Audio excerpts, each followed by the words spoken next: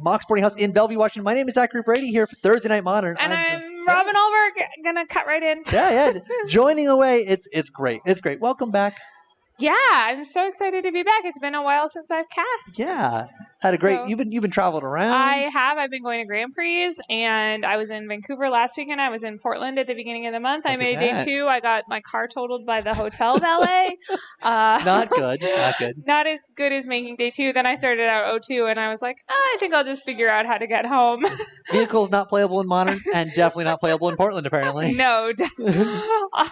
Also, it's apparently a thing that the hotel valet can just wreck your car. Anyway. That's crazy. That's boring. Not related to Magic. But what we're here tonight to talk about is Modern, and there is a Grand Prix this weekend, which neither of us are going to, but a lot of people who are playing here will be there.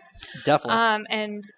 So it's not too far away. It's about the same driving distance. Again, we're in Bellevue, Washington. It's about 17 or so hours. That's kind of the edge of my driving range for GPs. Than 7. You must drive slow.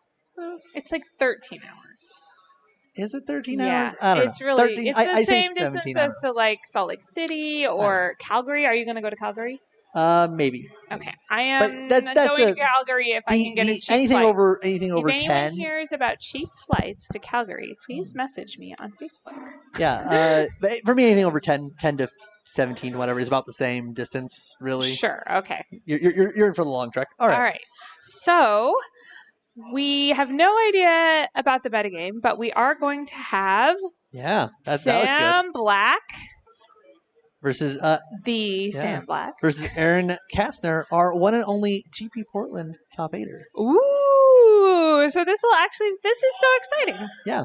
Although he is now on Bant Spirits. He was on Elves. He had Beast Whisper. He really liked that for GP Portland. I loved that one. We were watching it last time with Richard Neal on that deck. Mm-hmm. It was Beast Whisper was great in that deck. It is very solid. Although the unfortunate thing for him, and he's admitted this as well, this is why he's moved to Bant Spirits, is that the Elves matchup versus the new Phoenix decks, which have been running around, is like abysmal. So right, and you and I were talking before the stream started that we think that Phoenix is like the new L1. Like that, really, you're not going to be able to walk into a Modern event. I would not go to Oakland this weekend with any deck that I didn't feel had a solid Phoenix matchup, that I didn't know what my plan was, what my sideboard was, and it's not so straightforward because there's a few different variants and you need to be prepared for all of them. There's like 7 and they're all good. Yeah. And the big thing is, so going into Portland, Phoenix was the new hotness on the field, right? It was the thing that people were like, I heard about that deck. I heard that deck is good. And then the people who were playing it, there was a lot of us that were very much on. A lot of people picking it up in the first couple weeks, being like, hey, this deck has felt really good. And it's kind of that new hotness. And Portland really put it on the map, right? For sure, yeah. We've had this happen multiple times, between, humans having a breakout GP and then Hardened Scales and, Spirits. And now, of course, with Phoenix. So Phoenix has now had its breakout performance. So were you on Phoenix in Portland? I was. And what variant were you on? I was on the blue-red version. My personal preference, I think that's the best variant because it's the most consistent. I just love all the blue cantrips. It's fantastic. Right now, the blue-red community is kind of split in between 2 main variants, which is the John Stern list from Portland, which is very burn-heavy with like Fiery Tempers and Lava Spikes and things of that nature. And then there is the Ross Merriam version, which is all heavy on the cantrips and trying to be able to switch to more of a control route in certain matchups. And I like that route personally myself. Of course, that's the difference between Bedlam Reveler and Crackling Drake as well. And that's the big issue, right, is that like Graveyard Hate is really bad against the Crackling Drake versions of the deck, and then it's really good against the Bedlam Reveler versions of the deck. By the way, folks, if you exile all of your opponent's cards and they are on Crackling Drake, that's bad for you. Yeah, it doesn't not good. Yeah, and the big issue also being that like even against the decks like the ones with Bedlam Reveler where it's good, sometimes they just have Thing in the Ice or Swift Spears has been coming up a lot. Some people are on Kiln Fiends and they're testing that out as their secondary threat. So.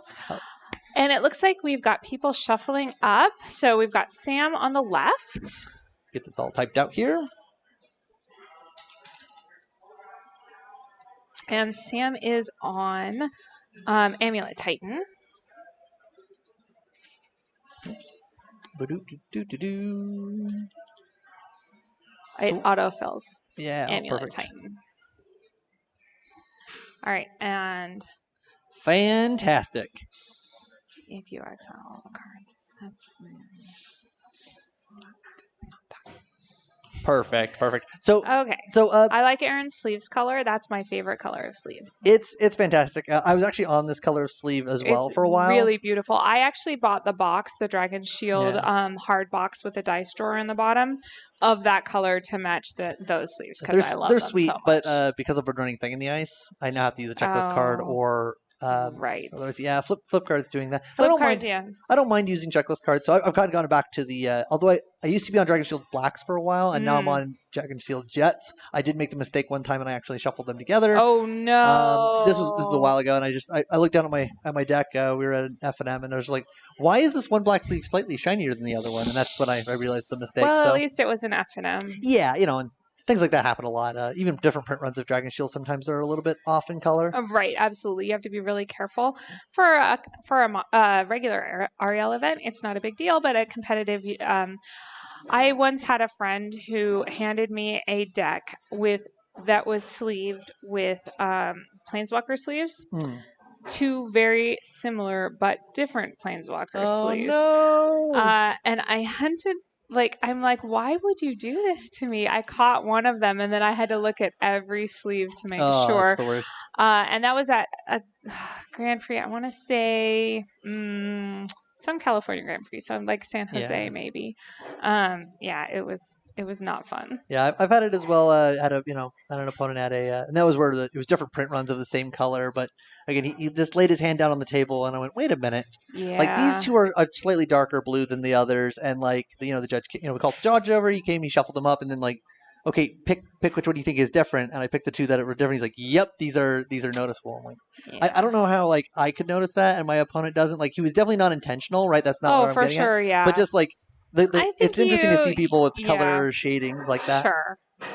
Also, I think if you're playing with it long enough, you just think it's a trick of the eye. It's your deck, and you just kind of start to not notice. Well, exactly. That's the big thing with the black versus the jet. Jet is just it literally has a little bit of sparkle into it.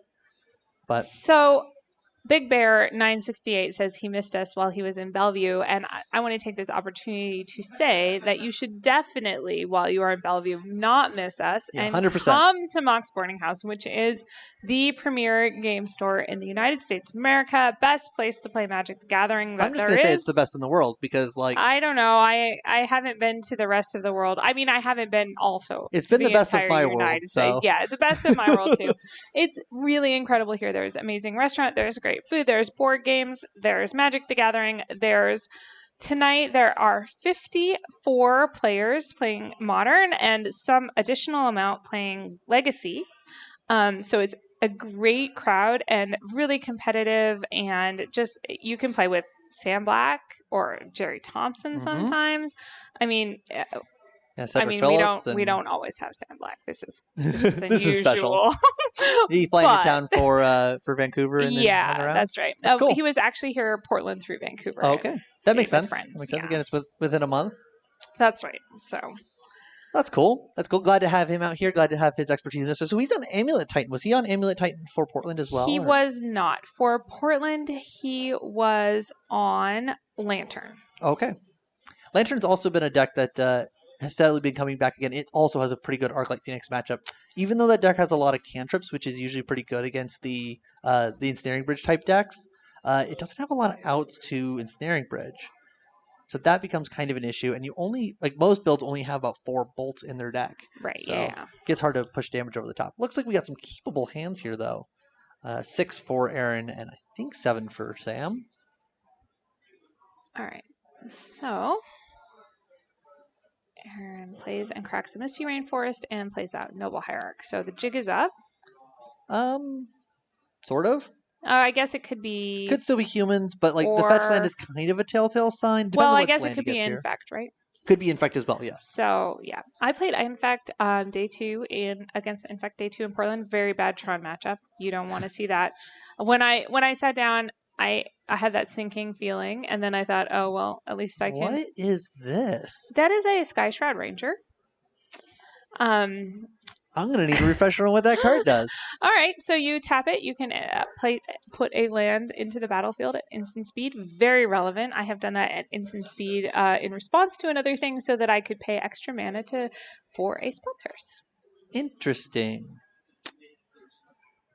Oh, no, not that one. The other one.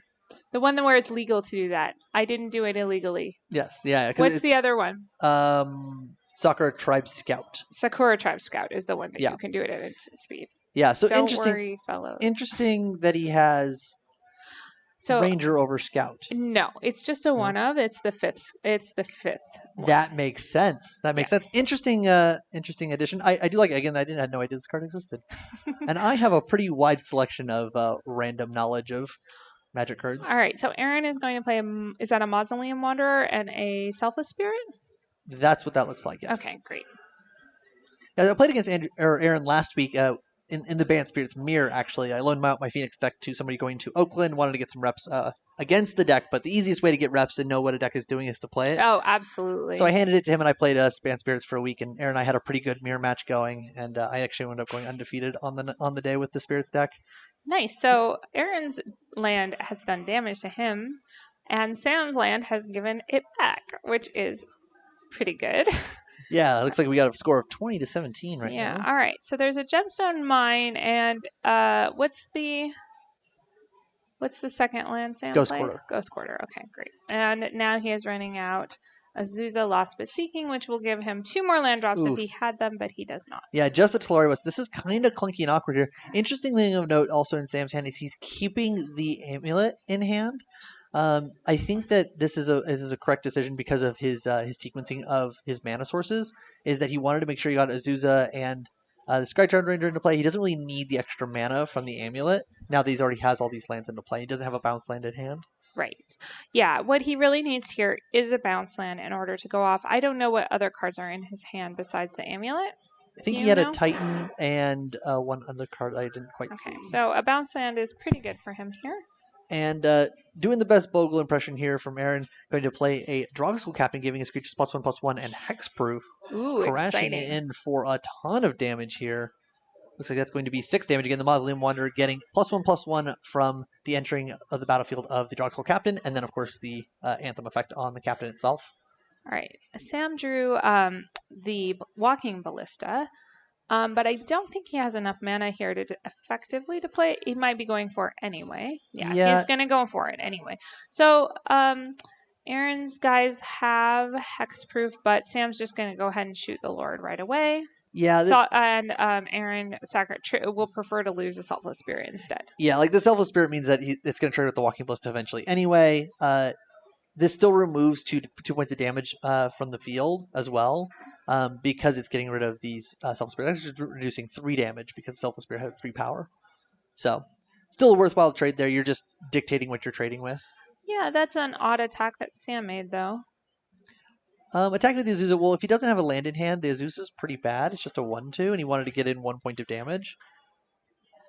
Oh, because 16 is a better life total. Yes. Yeah. Because a double striking, trampling. 8/6. Yeah. Will be 16. As long as it's not blocked. Okay, going to be coming in here for 4 damage. So we have 10-16 now. All right. So unfortunate for Aaron as well, though. He's not quite in a position where he's able to capitalize on Sam stumbling here. So this game is not over yet. Yeah, so he has cracked his Horizon Canopy. I don't know how many cards he has in hand. There's a Trinket Mage. All right, so that's going to get Spell Quellered. Yep. So... And we might just see an lethal attack here. This is something that Spirits does pretty well here. He's got 2 Spirits, but no Lord in hand. So, what are his cards in hand? His cards in hand, it looks like a Selfless Spirit and a Mausoleum Wanderer. Okay. So this is going to just double trigger this Mausoleum Wanderer that's in play. So we're going to have 3, 4, 5, 6, 7, 8, 9. He's going to put Sam down to 1. And again, this is kind of the what this deck does really well. It's kind of a weird deck when you play it because you hit your opponent for like 2 points of damage, 3 points of damage early on, right? You're chipping with these little tiny flyers. And then usually it's like an end of turn Collected Company or like Spell Queller end of turn, untap, play 2 Lords, and you just kill your opponent from 10. Right. So it has this like very bursty, almost combo-y kind of feel to it, and a very different playstyle than Humans, which is kind of the deck it sort of replaced. All right. Sun And Home Sam Fortress scoops of the it Legion up. not good enough. Yeah, no. He really needs a bounce end. And so I tested this deck this weekend a little bit. I played it in some modern side events. I did terrible in Vancouver. I did not win a game of Magic the Gathering in the main event.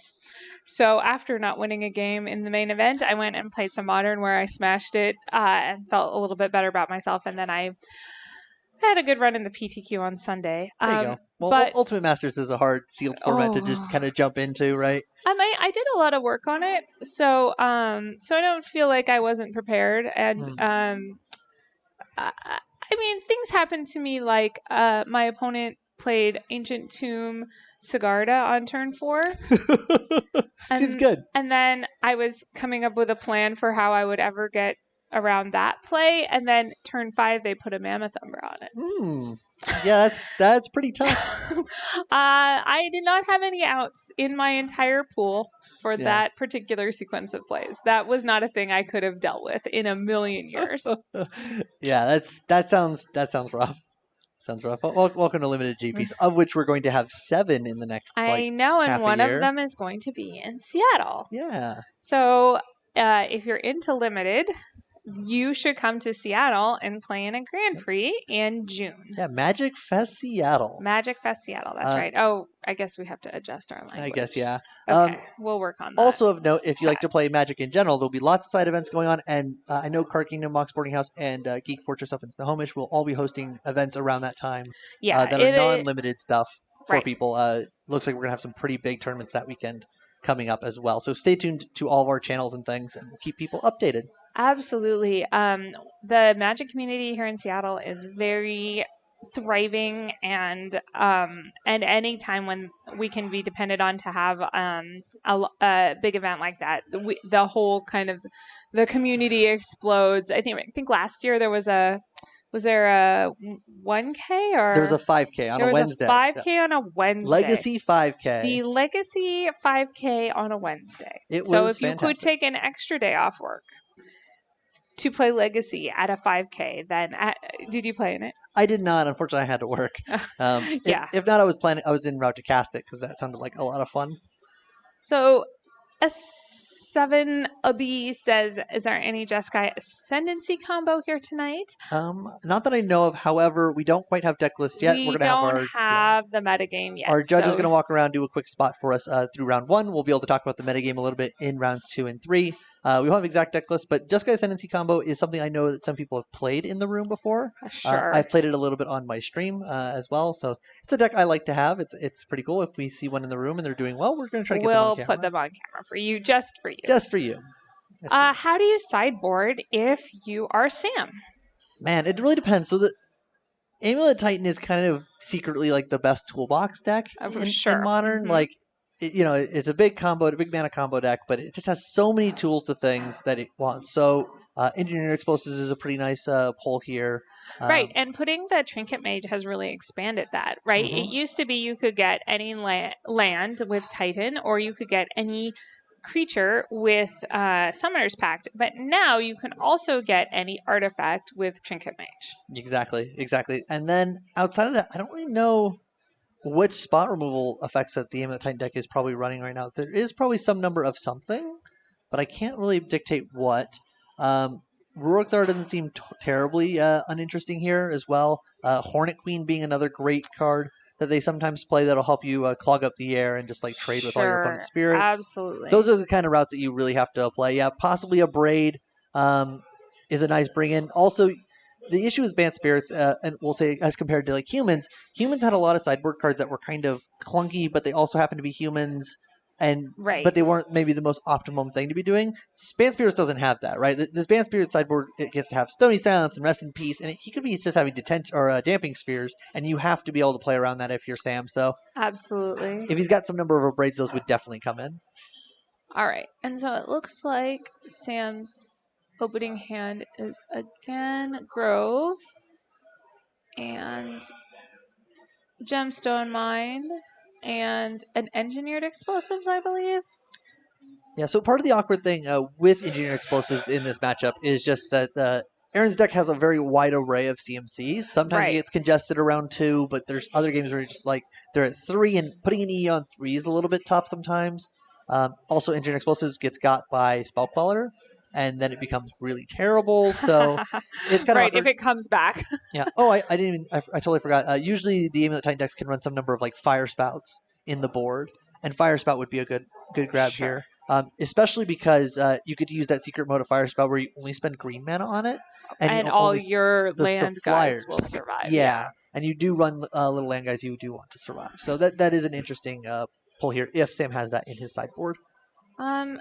So I believe Sam's going to reveal a land. It's going to be is that Sunhome? That is Sunhome, Fortress of the Legion. All right. It is a double strike land. Not necessarily a land you would like to have in your hand. Not what you want to get out of the deck right now. No, you would like a bounce land. Is there a Hornet Queen in his hand? It is possible. I think I see a Summoner's Pact for sure, which could be a Hornet Queen. Yes, at any moment. Cavern of Souls, most likely Naming Spirit, followed up by an Ether Vial here. There's the Selesnya bounce land, which is very good. Sanctuary? Yes, thank you. Selesnya Sanctuary. There's a lot of different land names in this deck. There are. If you were wanting to run, what is it, Prized Amalgam? Not Prized Amalgam.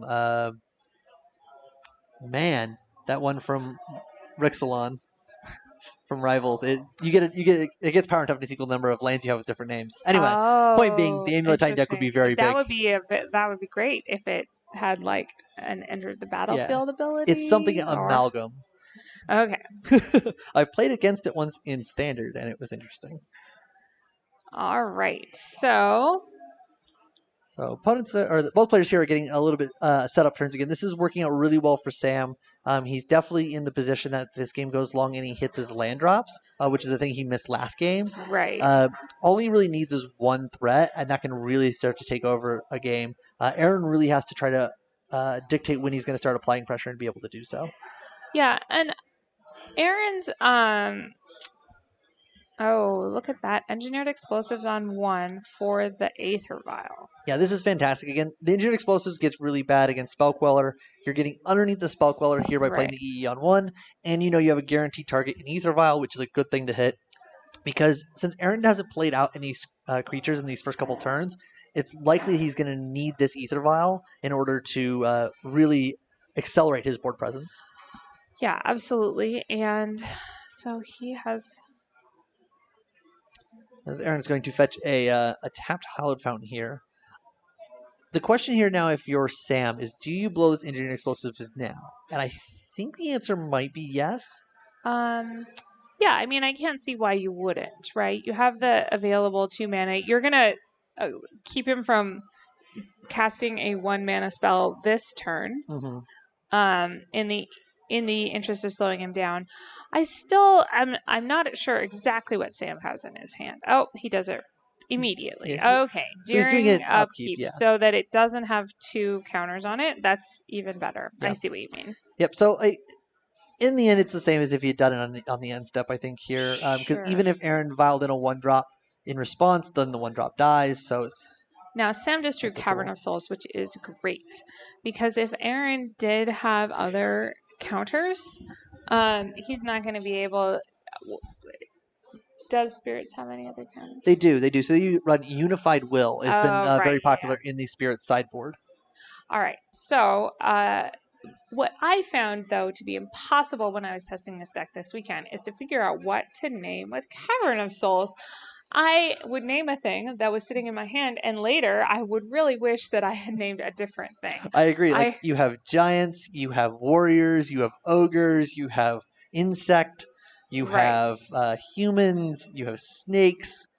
Yeah. So now the Summoner's Pact is countered. Does Sam have to pay for that pact? He does not. Okay. So it's part of the resolution that then it says at the beginning of your next upkeep you have to pay the mana. All right. Aaron is playing his Breeding Pool untapped, so 2 damage off of that. Looks like he does have a Unified Will in hand. He might have 2 Unified Wills in hand. All right, and he finally swings in on the speedy turn 4 for 2 points of damage. Yeah, and this is kind of my issue sometimes with some of these Collected Company decks, is that the way you maximize your value on Collected Company, especially with the Spirits deck, because just the way that the good creatures line up, is you end up with a lot of 3-drops in your hand. Right. And so you don't do anything for the first couple turns on some games. You're like, well, I have my lands, I have my spells, I have to keep them. And then you've got to play this game out. And then also you have a lot of cards like Spellcore, which are kind of reactionary. We're like, well, I could just flash this in as a 2/3 flying creature, but like, is it more important to hold on to it? Yeah, right. Do I need to keep it around? So that was another Engineered Explosives and Walking Ballista. Ancient Stirrings to find Walking Ballista. Right, Ancient Stirrings to find. I mean, sorry. In the Ancient Stirrings look. Yes. Was. And so now there is a Unified Will. See, this is where if Sam had decided to play out Cavern, he could have called Construct, and then the Unified Will wouldn't have worked. I know. But However, then it would be Cavern of Souls on Construct, and that's the only construct in the deck. Yeah, and the issue here also is that if Sam had, say, another bounce land in hand, he probably would feel okay about doing that because you could bounce it and then name something else. I feel like he's probably trying to get up to mana and hope that he's not under a serious amount of pressure to call Insect. That's going to be my guess. Right. He could call Giant and get out a Primeval Titan and bounce it, which is also a very valid option, but you definitely want to make sure that Insect resolves. Yes. So Aaron has played out a Lord. How much mana does Sam have? Only 5? Only 5. So he'll go to 6 here. So he could play a Primeval Titan. He could play the Cavern and name. And now he can do this and bounce the Cavern of Souls with a land that the Primeval Titan finds and then get the Insect next turn. Yes. Yeah. Exactly. But the issue, of course, here being because this is Spirits, all these creatures are going to have flying. And again, at 12 here, it's not unreasonable to think that Aaron could potentially just have lethal in hand. Now, he only has 2 cards. Sam has a Kabira Crossroads in his deck, so he could gain 2 life. That is an option here. So let's see how much damage just tangentially Aaron could possibly represent out of 2 cards in hand. Say both these cards are hands are Lords, which would be the worst case scenario, or one's a Collected Company. Right, and you hit 2 Lords off of it. The Mausoleum Wanderer becomes a 3, 4, 5, 6. Yeah, that's like totally lethal. Right. Because then the Spell Queller is at 4 power, or sorry, 5 power. 4 power for each of the Lords, and it's just like super lethal. So I don't think gaining life here is exactly what you want to do because you're already dead to double Lord. However, let's do the math here and see if you're dead to a single Lord if you don't gain life. If you don't gain life. So that would be 1, 2, 3, 4. 5, 6, 7, 8, 9, 10. You are not dead to a single Lord effect. All right. So not getting the Kabira Crossroads is reasonable, and Sam does bounce the Cavern of Souls back to his hand with the Simic Growth Chamber. There you go. Got there. And look, we know Aaron's hands, of course, and Aaron's hand is currently a 2nd copy of Unified Will and a Geist of Saint Draft. So notably, this is actually really, really good for Sam. Aaron does have some draws here that could be very good for him. If he draws a Selfless Spirit at all, that's just like insane. Because then you get this free attack in, you're going to do a bunch of damage, but then all the insects are going to do a fog for a turn. They're not going to trade with anything. Sure. Right. Collected Company would be another good one here. It's not exactly a fog because Sam will lose all of his insects. Yes. Yeah. All right. So Aaron has searched with a Misty Rainforest and is now drawing a card that's a Noble Hierarch. That is probably among the worst cards you could draw in this particular instance. Not what you want right now. Yeah, so he's going to extend Geist onto board here. So this will trigger Mausoleum Wanderer because Geist is a spirit. Amazing. Yeah. All right. And if Aaron taps out for and plays out this Noble Hierarch, he could be in a real world of hurt. Yeah, there's so much Sam can do on his turn. Yeah. He has active Primeval Titan that Aaron doesn't have an answer for right now. And although Aaron is at 17 and has he has a Geist of Saint Draft to block with, I guess. That is not a good blocker. No, and the big thing here is that Aaron's just extending as wide as he possibly can to try to prevent a sweeper of some sort. I guess the sweeper would do the job pretty much regardless, other than this this counter he has in hand. So he's just trying to make sure that Sam can't gum up the board. And again, this insect army from Hornet Queen is really going to do the perfect job. Yeah, do a lot of work here. However, if Sam does not play out this Cavern of Souls and call it Insect, then it swings exactly the opposite direction. Sure. So he has to know to play around the second copy of Unified Will here. Well, he did bounce the Cavern of Souls, so let's hope that. And he does get another. Oh, well, all right. He's going to do it post-attack. Yeah, I think there's no reason not to do this. I don't, because if you can name the Cavern, play out the Insect, bounce the Cavern again. Possibly, but I think that you're attacking here regardless. I don't think you necessarily care about that as much. You could probably set up for a lethal attack next turn with the Primeval Titan. Sure. And the Insect is fogging you for a turn at least. Sam has to show that card. He's thinking, I guess. That's my only reason I can think. I think that Sam doesn't care about the Cavern of Souls anymore because he doesn't have another creature in hand. Sure. To name it. Yeah, he's just done. So I think he's going to try to set up for activating the Sunhome Fortress of the Legion and probably the Slayer Stronghold, which looks like he's getting. He does get the Kabir Crossroads here, so he goes up to 6. Okay. And Aaron is in a very real state of dying here. Now, he will see all those flying insects. All right, and he does block with his Geist of St. Traft. Now, plays out Cavern of Soul naming insect, we assume. We assume, yeah. And there's the Hornet Queen. All right, counter that, sir. Yeah. Ha. My flyers are better than your flyers. All my flyers have Death Touch. That's pretty good. So now Aaron can hit the Selfless Spirit here, which will clear but he doesn't. Yeah. He does get a Horizon Canopy, so he gets another look. Yeah, here's the real issue is that Aaron is at 13, and I think I guess Sam doesn't have 2 red sources. So he can't activate Slayer Stronghold and Sunhome. But all he needs is the... He does have a Gemstone Cavern in hand, but of course Aaron does not know about that. So Aaron is copying the Hornet Queen. So now Aaron has 4 insects. That is brutal. That is not great. This is not good for either player. Very, very bad. However, I think this is actually... It's not as bad for Sam as it is for Aaron. Well, Aaron's insects are a lot less impressive than Sam's insects because Sam is eventually going to be able to trample lethal. And Aaron's insects don't get any bigger with his spirit guys. Mm-hmm. So it kind of depends on if Aaron's going to hang back here and wait for Selfless Spirit, which is a line he could take. What do you think? Is that a thing you would ever do in this situation? I mean, you're not going to just swing into 4 deaths. You're not going to trade your board for nothing. So the issue here is if you attack in, you're trading your board for your opponent's Hornet Queen tokens. Right. And then this Primeval Titan gets to double strike trample over the top of all your Death Touchers. Yes. So how much damage is this? This is a lot. So now Sam does have Engineered Explosives. He does.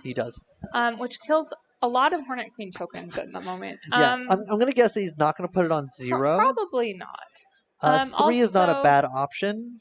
Well, Aaron still got that second Unified Will. Yeah, it's definitely not resolving. Not resolving. But if I was Sam, I could see a world in which you probably go through combat first, potentially, and then you... Depending Are you what really going to trade off a Primeval Titan for some Hornet Queen tokens, though? But you're not. Again. You give it double strike. He's got a block with like 6 power or more than 6 power, and there's only 6 power worth of, or 6 toughness worth of tokens. All right. Yeah, that's where I feel like because of Sunhome, like you're really in a commanding lead here. You just need to figure out how not to throw this.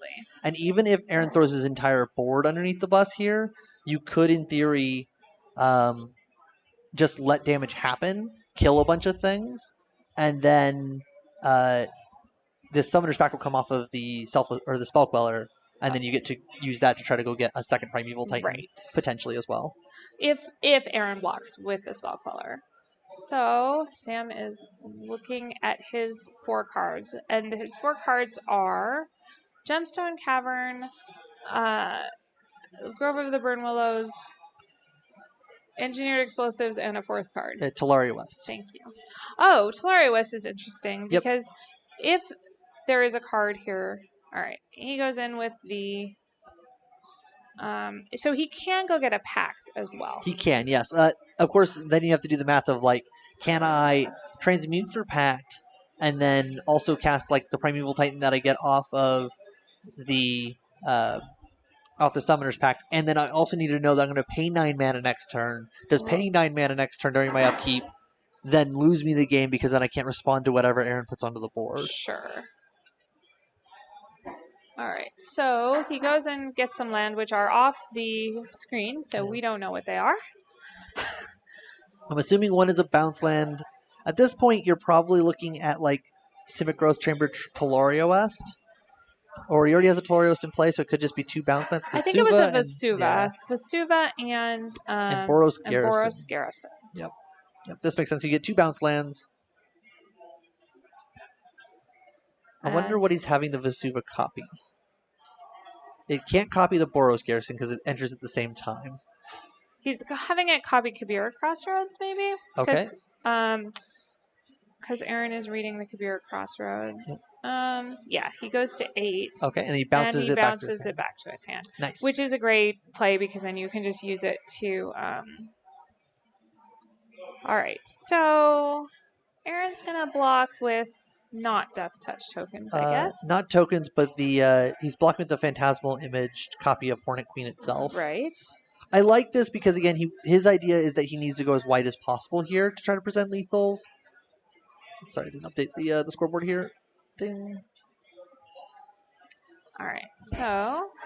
Again, Aaron is between a rock and a hard spot here, and he's just deliberating on his outs because he's going to be taking a truckload of damage here. Yeah, this is a lot of damage, and he's only at 13, and he's not in a terribly commanding position. Maybe he's he could be expecting to draw something. What are his outs? Like, what is going to handle this board full of Hornet Queens? It probably starts with Collected Company. Into like again, Selfless Spirit plus more Lords.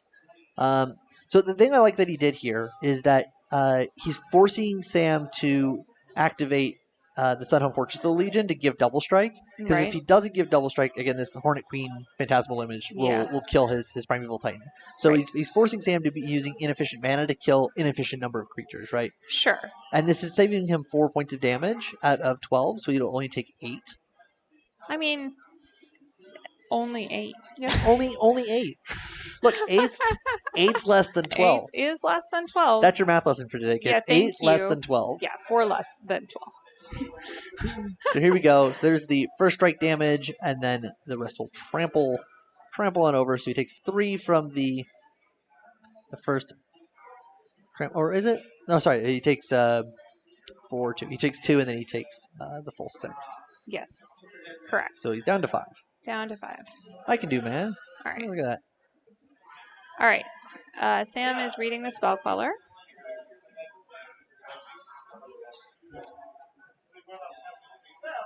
I wonder what he is thinking of transmuting for. Because it doesn't have to be the other Titan. It does not. It could be Pact Negation, which is not terrible. Okay, so now he runs out the Engineered Explosives, which is assuredly getting countered. Yeah, and I'm betting this is for 3, by the way you tapped here. Okay. Does he have more creatures? They have the same amount of creatures. Oh dear. Yeah, because of the way Aaron blocked, they each have exactly 6 creatures. They have 4 Hornet Queen tokens. Wow. Sam has Hornet Queen and Primeval Titan. Wow. Aaron has Spell Queller and the Drogskull Captain. So that Unified Will does not counter that spell. And that EE is going to do the job because between the 2 lands that are left untapped here at the top of Sam's board, he can pop the EE for 3. Yep. Very brutal. Very brutal. Oh my gosh. Well played there from Sam. Well played. Sam puts it in the yard and then goes, wait. Yeah, that doesn't work. How many guys do I have? All right. So we're going to go to game 3. we are at the Bellevue location here. Yeah, which yes. Yeah. So that game I think was really showcased how good this Amulet Titan deck is at being kind of adaptable and versatile and gives you a lot of lines of play to give you games like this, right? Absolutely. And this is where it takes a lot of mental brain capacity of like you have to sit there and you have to think through all your lines. You have all these lands to do. You have a lot of tutors. You have a lot of things you can cast. The bouncing thing is the big deal, right? Because that's what won Sam that game, is being able to resolve the Hornet Queen and the Titan. And in order to do that, he had to bounce the Cavern of Souls so that he could name them both. And that's it's awesome when you get to do that. And like this is probably the only deck in the world that gets to be like, I'm going to call Cavern of Souls on the weirdest of things. Like we're coming down here. We're going to call Insect this game. We might call Construct another game. Right. Yes. Absolutely. And humans and I don't know why Rorikthar is not a giant. Instead, he's an ogre warrior. Yeah. You have which ones are elves? Sky Shroud. He's got a Sky Charlie. Yeah. Yeah. You can call Scout as well. You could call what are the snake guys? They're snakes. Are they just like straight up snakes? Okay. Yeah. Soccer Tribe Scout is a snake scout. It's not like a snake person. No. A person snake. In the Magic mythos, you have both Nagas and snakes. It's like you have cats and Leonins. Like, but all those are cats by creature type. But you know. Okay. Well, sure. It's like you have Goofy and you have Pluto, right? You know, they're both dogs, but they're... Right, but one talks and one is just like one is the owner of the other. Yeah. All right. Magic is a weird place. Yes. Sometimes you just get like jellyfish hydras. It's a lot of different planes. I don't know if you know this, but like there's a lot of different alternative realities. So it's okay for there to be Nagas and snake, not people. There you go. They really look like people, though. They do. They do. They do. Yeah, it's interesting that they didn't quite give them their own like. Yeah. Right. Like. I personally like that for like tribal reasons. Right. I like them being kind of unified. But, sure. Because I guess if you could have your Sakura tribe guys and your monstrous snakes. Yeah. And they could all like team up. They're besties. Yeah, sure. What's that big snake? The monstrous snake. The monstrous snake. What's the monstrous snake? Come on. I don't know. There's a lot of them. No, there's the big one. So specific. Trying to think if there's a snake. Help us out, chat. Is there a snake that has monstrous on it? Yeah, is there a snake with monstrous on it, guys? Orochi is the name of the snake non-people. All right, so... What's the monstrous snake, chat? I will give you a prize if you can name it before I find it. I know there's hydras and things. What's the set with monstrous in it, even? It was the Theros block. Nemesis of Mortals. Nemesis Creature of Mortals. Snake. Nemesis of Mortals, you guys lose. Nemesis of Mortals costs 1 less to cast for each creature card in your graveyard. I can't believe no one can name this. Come on. Format All-Star. It's a 6 mana, 2 green, and 4 colorless. It's a 5/5, but it costs 1 less for each creature card in your graveyard, so you really could just cast it for 2. And here's the really important part: 7 and double green, Monstrosity 5. Monstrosity 5. So it costs 9 mana, but the ability costs 1 less to activate for each creature card in your graveyard.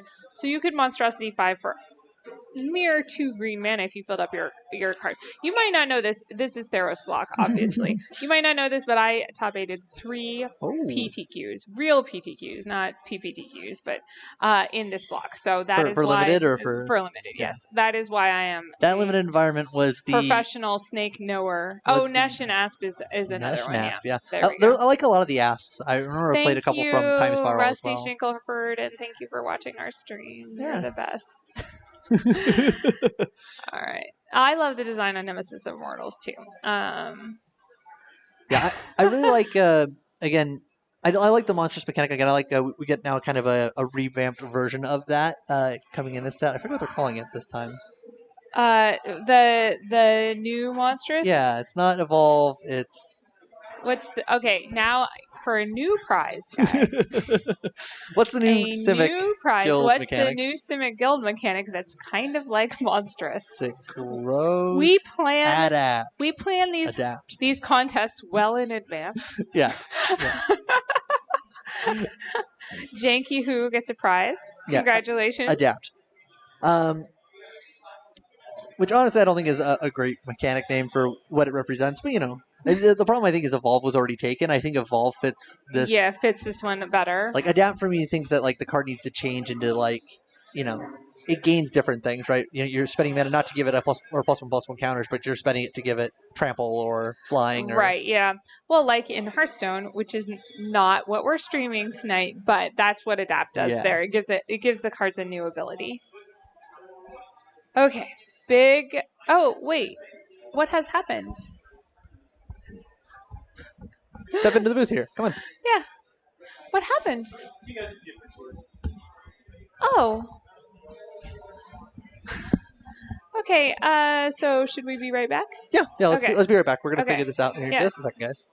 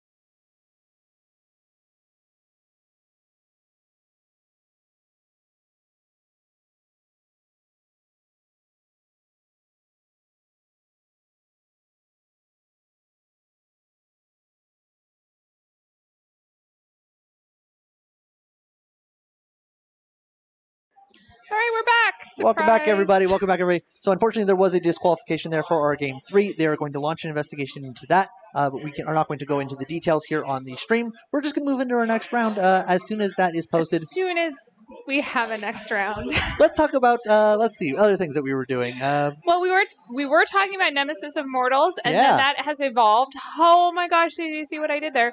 Into a commentary on the new set. And so let's talk about how the new set is going to affect Modern, because that's what we care about.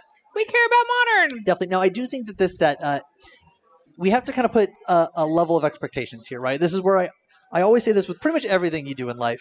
If you set expectations at a certain level, make sure it's not too high. Because if you set things too high, you're inevitably going to be disappointed. They're going to feel, then you just end up making yourself feel bad for reasons that you probably shouldn't. Whereas, so the big thing here is that we just followed, Guild of Ravnica. Guild of Ravnica was an absolutely insane Magic set. Top to bottom, the design was fantastic. Yeah, that Deputy of Detention, come on! It's going to be really good! We'll get there, But here's the thing. So Guild of Ravnica was... Yes, I agree with Psychopath as well, that Human Aristocrats, I'm so excited. Oh my gosh, this is going to be so good. We're going to get to play Aristocrats again. So Guild of Ravnica was great. It was probably the best set we've had in, I'm going to say 5 to 10 years. I could be wrong. Okay. But it was an insane Magic set in the terms of not just card quality, right? We've had good sets with but good it had card quality. A big effect on obviously everything has a big effect on Standard, but it had a huge impact on Modern. And not in a way that's like Oath of the Gatewatch and whatever Battle for Zendikar had on Modern as well, where you get all these Eldrazi and they kind of break things for a while, or Deathrite Shaman, things like that. So again, usually when things impact Modern, sometimes they impact it negatively first until we but this is made like it feels like a whole fresh new format. It's got Assassin's trophies. So you have to take your level of expectations of that set was just beyond World insane. So Deputy of Detention. So this set's going to be good, right? But I think this is going to be more of an average to good set versus where Guild of Ravnica was at. So make sure you set your expectations, not that everything's going to be that set. I'm just going to put that preface out. This card's going to be really good because there are going to be cards in here that are like that. Can you pull it up yet or not yet? Because no, we don't have it in our card picker. But... So in case you have been living under a rock and you do not know what Deputy of Detention does, it costs 1, a white, and a blue. It is a Vidalcan wizard, which is very, very intentional that it is not a human or a spirit. Yeah, that is definitely part of their new push to try to make things that are very good. They try to use a creature type that it doesn't get used a lot. Right. So Vidalcan being this one. Vidalcan is this one. When Deputy of Detention enters the battlefield, exile target non-land permanent and opponent controls and all other non-land permanents that player controls. That player. It's one-sided, guys. It doesn't do your things. You get to keep your stuff, so it's not even like a detention sphere. Yeah, it's great. I mean, it's better. You can collect a company into it. Okay. So, and all other non-land permanents that player controls with the same name as that permanent until Deputy of Detention leaves the battlefield. So it's like a giant Fiend Hunter, only it is any target non-land permanent. So it does Planeswalkers, it does enchantments, it's your answer for anything. Yeah, it's great. It really does replace the Fiend Hunter slot in any of those collected company toolboxy shells. It's so good. It's fantastic. Again, I'm really glad we're getting an effect like this. I really like, again, the callback as well to Detention Sphere. I love it when they do this. And in fact, the art, of course, he is holding the Detention Sphere. Yes. All that kind of stuff. And he is a deputy of detention, guys. So if you like talk in class, this guy is coming for you. All right. Next card that I would like to talk about is the old Prime Speaker Vannifar. I hope I pronounced that correctly. Who knows? The David in the chat asked what happened to our Game 3, and there was a disqualification, and we will not be seeing Game 3. So. So they're launching an investigation into that. We're going to wait for next round and move on. Yeah, we're going to talk about other things. So Prime Speaker Vannifar. So many of you guys know the card Birthing Pod, which says tap, sacrifice a creature. You go get a creature. You may know it because you may not play it in Modern. Yeah. It's banned. Yep. So you go get a creature out of your deck of CMC 1 above the creature you sacrificed, and you put that into play. So this is a 4-mana creature that's a 2/4, 2 blue and a green that has this effect on it as a tap ability. It is fantastic.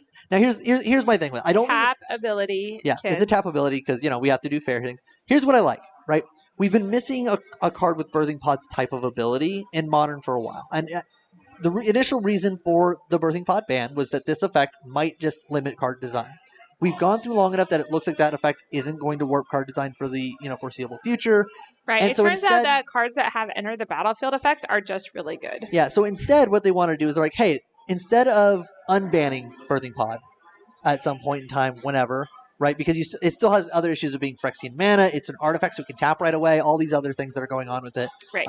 Phyrexian mana means it can be played in any color deck. And personally, as a personal preference, I actually kind of dislike that it's an artifact because artifact removal is everywhere. And yes, creature removal is everywhere, but this is a 2/4, so it gets to survive Lightning Bolt. 4-drop is a lot, but again, you're going to probably play this in a Birds of Paradise deck.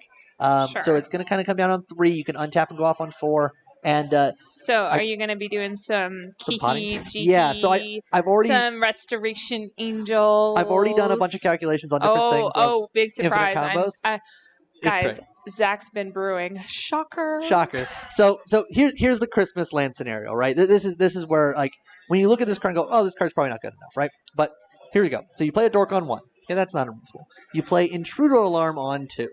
Oh, so Intruder Alarm says that whenever a creature comes into play, you untap all creatures you control. Mm-hmm. You then play Prime Speaker Vannifar on 3. Okay. On turn 4, you sacrifice your Dork.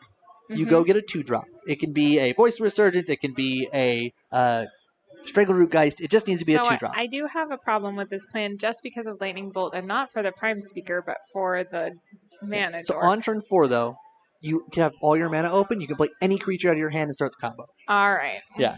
So it's really just any creature, but you already have one in play because you had the mana. Okay. We're just going to pretend like people are interacting here. Yeah, this is modern. Yeah, this is modern. You're just goldfishing. So you sacrifice your 2-drop and you go get Kitchen Finks, right? You sacrifice Kitchen Finks and you go get Restoration Angel. Yeah, you go get Restoration Angel. You blink your Kitchen Finks. You could Birthing Pod. You then sacrifice the Kitchen Finks again. You go get another Restoration Angel or a Felidar Guardian or whatever, and then you blink whatever, it doesn't really matter. And then you go make sure you sacrifice the second 4-drop to go get Kiki Jiki, and you combo off and win. You are done. If they have a bolt, of course, they can just bolt Kiki Jiki there, but then you get a board worth of things. The other options you can do this with are you could just use your 3-drop slot to go get Bounding Crisis or Deceiver Exarch, things of that nature, and untap Prime Speaker instead of using the Intruder Alarm option. There's a lot of things like that are possible. So the big thing I'm saying here is not necessarily this card's going to be insane, but this effect is very, very good, and I would not underrate it. And it's super fun. Yeah, super fun. And it's not unreasonable for a deck that runs this kind of a card, just as I kind of described, to go from you have a board state of this card plus Mana Dork, and you win the game. Right. So it's something to keep your eye on of this card has a very real power ceiling of things that could happen with it. So make sure that and the big thing I love the color combination. I think this is a very Simic type of thing where you're sacrificing creatures and turning them into other creatures. Right, you're evolving them. And really gives blue-green a good, interesting thing to be doing as a core of a deck. And the blue-green cards that we've had in the past are all good end of the battlefield value cards in general, so it kind of fits into that nice shell. I really like this card. True Nightmare says Lightning Mauler gives us haste if you want to play Lightning Mauler, and so running 1 and 2 to 2 spell skites, which is pretty brilliant, I would say. Yep. So you definitely want Spellskite with this guy. It protects the guy, and you know what you can do with Spellskite? You can turn it into a Kitchen Finks. Yeah. The other option is you can put Saheeli in this kind of a shell, and Saheeli gets to copy Felidar Guardian if you have that as your win con anyway. It can also copy Prime Speaker Vannifar. You keep the artifact, which has haste, and then you go off. So there is probably a shell here of something you can do. Is it going to be fast enough and good enough for Modern? I don't really know. Creature Toolboxy decks haven't been at their best, but this effect is very powerful. I actually said this when Arclight Phoenix first came out as well. You see these kinds of effects that are I've seen this effect in Magic before. It was very good. Right. Don't dismiss it offhand. Let's just see where it goes. Yeah, let's brew. Let's have some fun. And as the fun happens, if the fun is becoming good, then we keep playing it. If it's not good, then we move on. Anyway, moving on. What's your next card? So now we're going to talk about Judith because that's what the chat said. Yeah, Judith. So Judith the Scourge Diva, 1 black, red. Notice how we're talking about a lot of legendary creatures here, and everyone should keep that in mind. Especially for EDH. I'm a big fan of this. Oh, sure. Okay. Other creatures you control. So it's a legendary creature, which I said already. It's a human shaman. So this is a human creature. But it's not just a lord for humans. Oh, no. It's a lord for everything. Mm-hmm. Only on the front side, but that makes sense. Other creatures you control get +1/+0. Whenever a non-token creature you control dies, Judith, the Scourge Diva, deals 1 damage to any target. Any target. Any target. That is great. So I will say that I am looking forward to this card, particularly for Standard. But the chat wanted to talk about it, so then it's not an unreal. But what we really need now is we really need a sack outlet. Yeah, a free one. A free one. Yeah. We do. But even outside of Standard, like this kind of effect is one of those effects that is good, and you never know when it's just going to add to a pile of things. The other thing that's kind of going overlooked here is people look at the human archetype or creature type on here. Shaman creature types are also kind of interesting and good. They're already a collected company shell. Shaman deck with like a lot of elemental things. Rage Forger is a really good card that does a lot of damage in the Shaman shell already, and now you get another lord that goes on top of that. Then if they kill your Shamans, then you're doing damage. It's also an Anthem effect for all your Shamans. There maybe is a thing here, but it's something to not just again passively overlook. This kind of effect is very good and interesting. People love their aristocrat shells. I'm one of those as well. Love aristocrats, guys! Oh my gosh, remember Falconwrath aristocrat, and we got to attack, and then we get to make it indestructible, and oh my gosh, it was so hasty and cool. I was a fan of Cartel aristocrat because I liked protection and whatever. That one didn't fly, and it wasn't indestructible. It didn't need to fly. It had protection. Who needs to be indestructible when you just can't target this? Okay. You can't block this. I really like the flying one, and the art was better. Okay. I'll give you on the art. The art on Falconwrath Aristocrat. See, and Psychopath 86 also says Falconwrath Aristocrat is one of his favorite cards, or their favorite cards. It's definitely one of up there with my favorite cards as well as like Butcher of the Horde and all those other free sack out things. Hey, we have a second round. Oh, good. That's cool. Looks like we're gonna get Josh Monks on Hollow One and Dave McConnon on Black White Tokens. Hey, I've been very interested. So this will kind of segue us into our next card as we're doing this here. We were talking before the stream about Kaya. Yeah. So hold on. Let me get our thing updated here. So Kaya is kind of the antithesis of what they're trying in this set, where they're going to try to waste really beautiful art on a really useless card. I kind of agree. But what they're trying to do is they're trying to say, hey, look, people are kind of bored right now of the prototypical shell of Planeswalker design, which is you make a card that's just good on curve that costs 4 or 5 mana. It pluses to draw cards or get card advantage in some way. It minuses to protect itself, remove something in the play, or do whatever, and then its ultimate wins the game. And people are kind of bored of that prototypical shell because not a lot of the walkers are playable in other formats because 4 and 5 mana is just too much. And also, Teferi made quite a splash in Modern, but he costs 3 mana, so that's different. All right. But there's that new Jason, the Mind Sculptor guy. He's pretty popular in blue white shells. I mean, he's fine. He costs 4. He's fine, but yeah. So there's just those issues that are people are a little bit bored of that kind of design. So they're trying this thing where they want to have more narrow planeswalkers, but they're going to try to make them 3 mana, make them a little bit cheaper, and try to make them more narrow options. And I think Kaya is a good example of that. So Kaya is not a main board planeswalker like you would normally anticipate. I think she's more of a sideboard card, and she's going to need a particular shell. And here's kind of the shells. Okay, here's what you imagine, because I've been waiting to hear this because I cannot come up with it. So here's what you're going to need. You're going to need a white-black cord deck. I'm with this guy here, MTG Yuri, who would rather have a good pouring planeswalker. I agree. I totally agree with that. Well, we can get to that. I'm going to go down to the match and watch my player shuffle. But anyway, so what you're going to need is you're going to need a white-black cord deck. Right? Most likely a fair deck.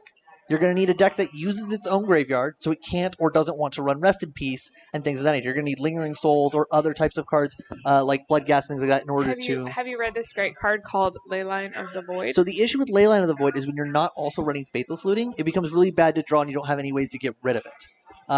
So it becomes pretty bad in some shells that don't... Because then it's not good when it's not in your opening hand, right? So it also takes up a lot of sideboard slots. So Kaya, on the other hand, so I'm going to use this white-black token deck as kind of an example. All right. Also the white-black Smallpox deck, which ran around a little bit. That's also another good example because it has Bloodghast. You get to have a Graveyard Hate piece in your sideboard, which isn't great Graveyard Hate piece, but it's an okay one. But its minus effect does remove a good number of things in the format. Spellbomb is also another option in that kind of slot. The main thing is you get to have a little bit more of a versatile effect, right? And I'm not sure that this card is playable. However, I do think that this card isn't something I'm willing to just dismiss just yet. Sure, and the art is really pretty. The art is very pretty. Yeah. And I do like the idea of So do we all agree that the -1 is not relevant at all? I disagree. I think it's very relevant. Yeah. What are you gonna exile? Spellskite? No, you can't. Hardened Scales, Death Shadow, Ether Vial. It's non-land permanent. Oh, I see. Yeah, okay, there's lots of ones, right? Okay. So that's where it's not totally unreasonable that card is going to hit something, right? It's not great, but that's why it's a sideboard card that can also. I don't know. Yeah, I think it's fine. Wouldn't you rather have a less narrow sideboard card that had more? But the thing, I think that this is less narrow in those shells than running like a spell bomb in your sideboard that only hits graveyards, or I don't know. Again, this is all just conjecture of like this is the kind of thing that this card would need. I agree in general concept of Planeswalker design. I would rather have kind of generic, just good playable Planeswalker for standard that I get to actually play with than more narrow cards. Now, Dovin Bond is a totally different story of card that I'm just like, this is Gideon Champion of Justice of this set. Right. Like it's a card that like doesn't do enough, and the thing it does is not very good. Right. And I just like it. The sad thing is that for me, the fix here would have just been to flip the plus and the minus, and then maybe it's fine. So Dovin, our Grand Arbiter, is a legendary Planeswalker. +1 until end of turn. Whenever a creature you control deals combat damage to a player, put a loyalty counter on Dovin Grand Arbiter. -1, create a 1/1 Thopter artifact token with flying. You gain 1 life. -7, look at the top 10 cards of your library, put 3 of them into your hand, and the rest on the bottom of your library in a random order. Yeah, very underwhelming. Yeah, it's just underwhelming overall. Anyway, our game is starting up here. Well, I think we're going to pick this up either between games or afterwards. But we're going to start here with an Inquisition here. So Jig is up now. He knows that Josh is on Hollow 1. It looks like he took one of the Flameblade Adepts, a card that is among my favorites right now in the current Modern format, just because it was really good for me to see a 1-drop come in and replace Goblin Guide as the go-to aggressive 1-drop for a deck. And you could exile it with Kaya. You could. It's a little slow, but you could. Yeah, we'll see. We'll see. 3-mana Planeswalkers are not the worst in the world, but and it's a tick boom Planeswalker if you're exiling enough cards, right? So is Josh playing with his hand up here? Is that what is happening? It is. Okay. So he has a Lightning Bolt, a Street Wraith, a Hollow 1, and 2 unknowns. The downside for us, it's nice that he gets to play face up. We get to see the cards that was already known from the Inquisition. The downside is that means we're probably never going to know what these other 2 cards are. Right, yeah. Until they are played. All right, and he didn't play a card on turn 2. Yeah, so this tells me that he probably doesn't have any way to discard cards out of or in his hand. So like he's not really in the mood to cycle this Street Wraith just yet, because when your opponent leads on white-black stuff, you feel pretty confident that you're gonna have time to just like sit here and do your thing. And you want to have a good turn where your mana Wraith Street cycling is going to do something. All right. Oh, here we go. Collective Brutality, escalated ones. We're going to kill your Flameblade Adept, and we're going to look at your hand here to take an instant or sorcery. Oh no, he just drained him for 2. Okay, that makes sense as well. All right, and what did he pitch to the Escalated Brutality? Lingering Souls. Ah, that's what I thought that was. It's a very shiny alternate art, Lingering Souls, but it makes a lot of sense. Yeah, I'm a big... So Lingering Souls was for a long time my favorite card in Modern, and I'm a little saddened right now that it is not in the best scenario ever. So here we go. Josh Monks is going to play his 3rd land, cycle Street Wraith. That makes his Hollow 1 cost 3. Right. Just a 3-mana 4/4. Not the worst, not the best. No, and then it immediately gets Path to Exiled by Dave, who has the Path all ready for it. What pretty mountains too there out of Josh Monk's deck. Well, I'm a big fan of the There's a lot of really beautiful cards on the battlefield right now. I just want to say that these players are some top-notch card choosers, what with their foily Lingering Souls and that beautiful Godless Shrine. Yep, so Thoughtsei's going to come down here. I think he took the 2nd Flameblade Adept, it looks like, and then made sure to flashback Lingering Souls here.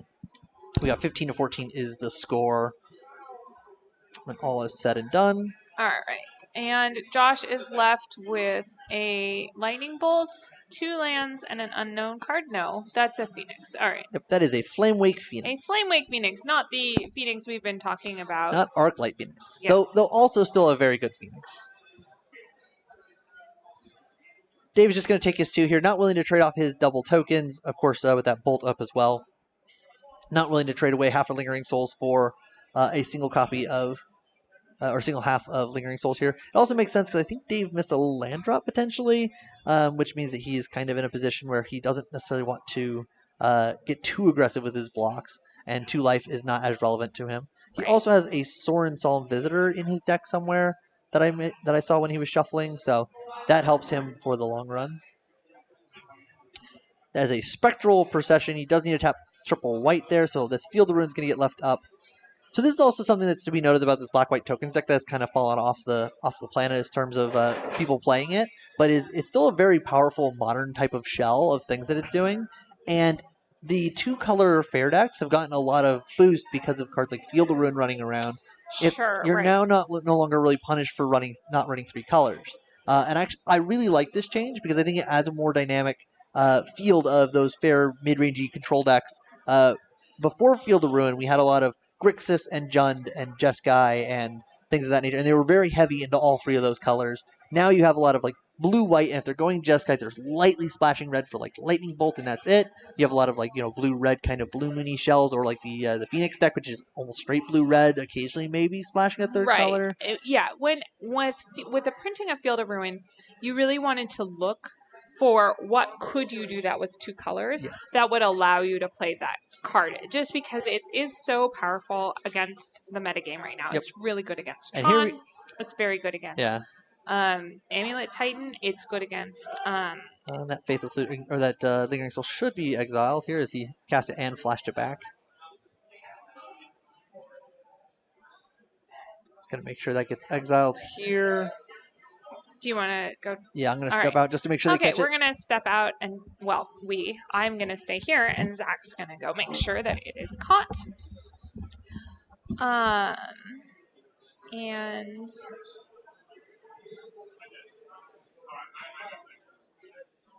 Josh is casting Goblin. Is that right?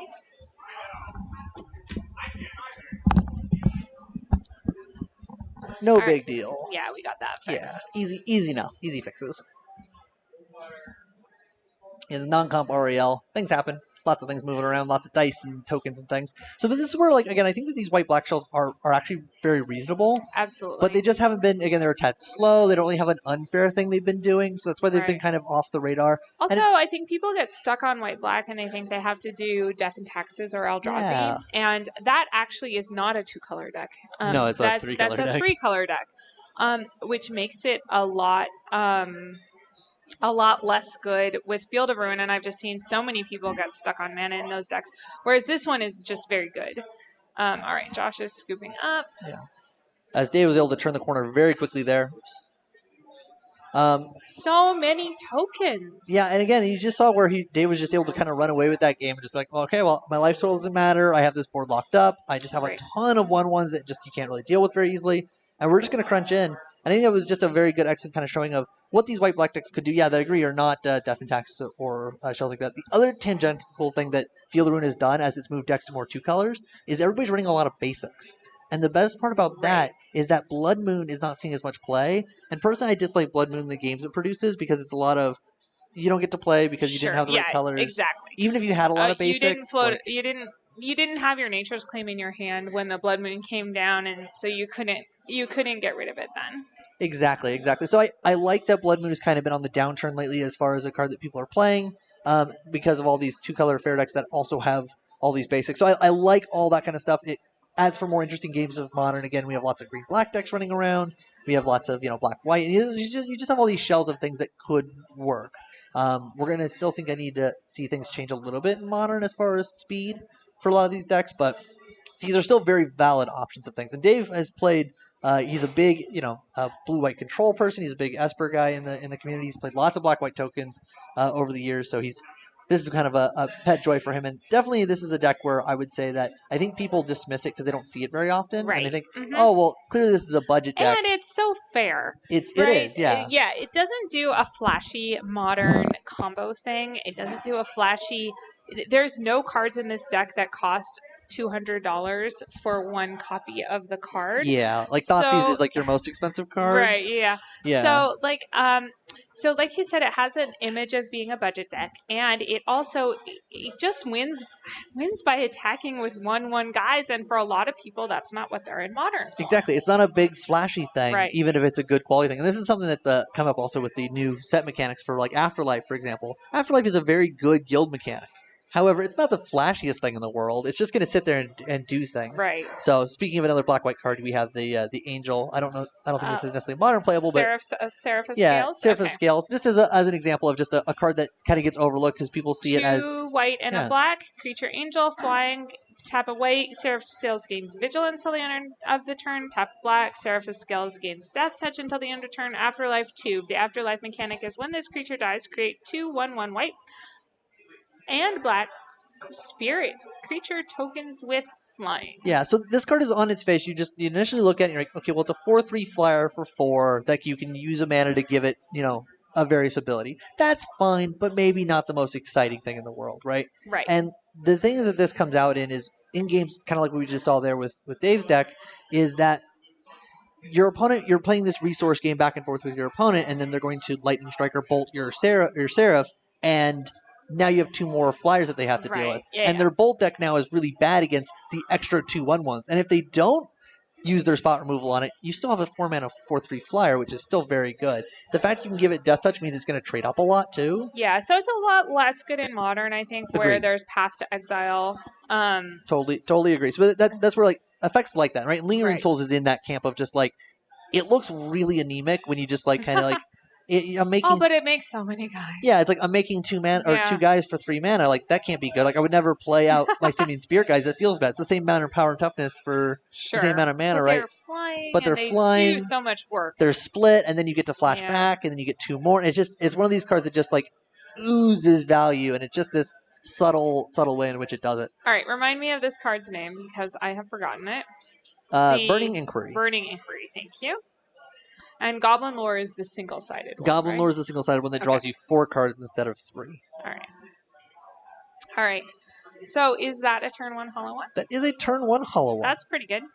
Yeah, so only 1 though. Yeah. Come on. Notably, you don't usually do the turn 1. This is actually a very good Burning Inquiry for Josh, but you don't typically use your turn 1 Burning Inquiries if you can avoid it, because you usually want to get a Jackal into play that then can attack with 4 power on the following turn.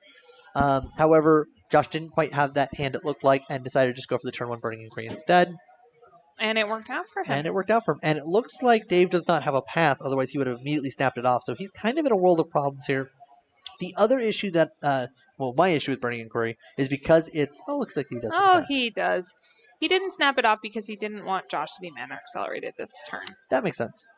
A little interesting he didn't just do it in the, oh no, so this it doesn't matter. I was going to say, he gets the Bloodghast back off the path, but the Bloodghast doesn't have haste because Dave is still at 20. All right. Anyway, so here we go. Josh is going to take 2 for putting that Blood Crypt into play untapped. So he's going to be at just 15, looks like. Dave is still at 20 since he 20. has not taken any hits from any hollow ones. Yep, and he had a Concealed Courtyard as his dual land. A very big addition if we're ever to hope that to get these white-black kind of core decks, you really needed to have your own Black Leaf Flip type of land to both cast your removal and things early without fetching and shocking. All right. Josh has another Burning Inquiry, is that correct? No, that is a Goblin Lore. Oh, this is the Goblin Lore. Okay. So draws 4, discards 3 at random. Who says Magic is not RNG based? Yeah. Ooh, that is a Grafted War Gear is the name of that card. So that card is a 3-mana equipment that then you equip for 0. Whenever it becomes unequipped from or unattached to a creature, you sacrifice it. Sacrifice the creature. So it's pretty good with some of these recurring creatures because it turns a normally anemic recurring creature like this Bloodghast or a Flamewake Phoenix into a giant creature that like you want to die anyway. It doesn't really matter. So good old Grafted War Gear. This is not Yeah, not quite what we need for our Aristocrats deck, though. No. I mean, it's sort of a sack outlet. It's just sorcery speed. Yeah. It would make playing an arena really miserable. Is that an Auriok champion? That is an Auriok champion. Okay. Probably came in out of the sideboard for Dave. I really like it. Gives him some life gain. It's also pro-black, pro-red, so it's really good against these kinds of decks. It's very good against Josh's deck. Yeah, this is excellent. It won't block a Mana Sky all by itself. I think that Dave's deck is very well positioned in this kind of a matchup. The Hollow One deck does have draws occasionally where you're just going to drop a whole bunch of Hollow Ones and then go to town.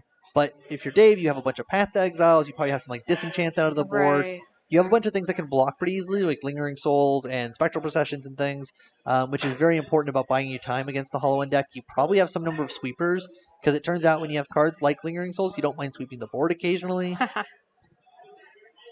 All right. Got him. Got him. What happened? So Dave cast a Inquisition. Inquisition, yeah. And Josh bolted in response. His only 3 CMC or less card in hand was Bloodghast. Oh, nice. Very nice. So Dave has cast a Runed Halo here. Is that correct? That is a Runed Halo, yes. Okay. And we don't know what it's named. We don't know what it's naming. My guess is it's probably named this Flameblade Adept. Oh. So the Bloodghast gets checked by the Auriok champion, but the Flameblade Adept has Menace, so it can't. Yeah. Now, he could have called Bloodghast because there is a second one in the yard. Right. He could have also just called Hollow One just to try to prevent this kind of shenanigans that are happening. That nonsense that happened just now, that was a lot of Hollow Ones, Yeah, so Josh. that was a flashback Faithless Looting, cycle Street Wraith, play 2 Hollow Ones from a hand that started with, like, he drew a... yeah, so he just pointed to the Rune Halo and the Adept, so we can be confident that the Rune Halo is naming the Adept. And that makes sense. It looks like Dave doesn't quite have any token producers in his hand, so the menace creature that can become huge. Like if David called Bloodghast that turn, he's going to get hit here for 4, right? Which is just not something you want to do if you're into the control shell that Dave is. Looks like he's at 18. I must have accidentally gave him a couple points of damage here that he didn't have, as he's going to fetch here and prove me wrong.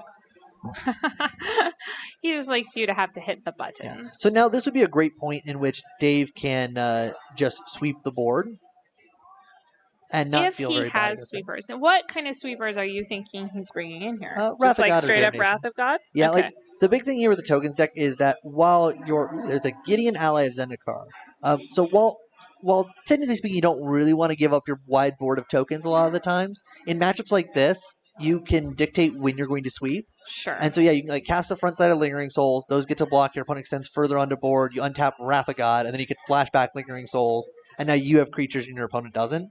Also, Dave's deck has a lot of Planeswalkers between Gideon and Sorens that you can sweep the board and now have Planeswalkers on board to reestablish board presence. Yeah, it's not so great here, though, that with all of these Hollow Ones and Auriok Champion not having protection from Hollow Ones, I'm not... Yeah, that's my play too, is both Hollow Ones at Gideon. Let's get Gideon off the board. I see where I missed it. So the Auriok Champion was gaining him life off the Hollow Ones. That's where I missed the points of damage. So, of course, Dave is back to 18 now because of the Knight Ally token. I think I see another Gideon in hand. There's definitely an Intangible Virtue, which is not exactly what you want right now. This is the downside to the token-specific shell, is you have to run cards like Intangible Virtue as a Anthem effect, but when you don't have a lot of tokens in play, it just doesn't do anything. It's very bad. Yeah. What is the foil land there at the bottom? Is that a Ghost Quarter? Yeah. Okay. I'm not recognizing any Ghost Quarters tonight. And what happened to the... Oh, it looks like there was an Engineer Explosives for 2 that was then blown. All right. There's a Fatal Push. Fatal Push on the Adept.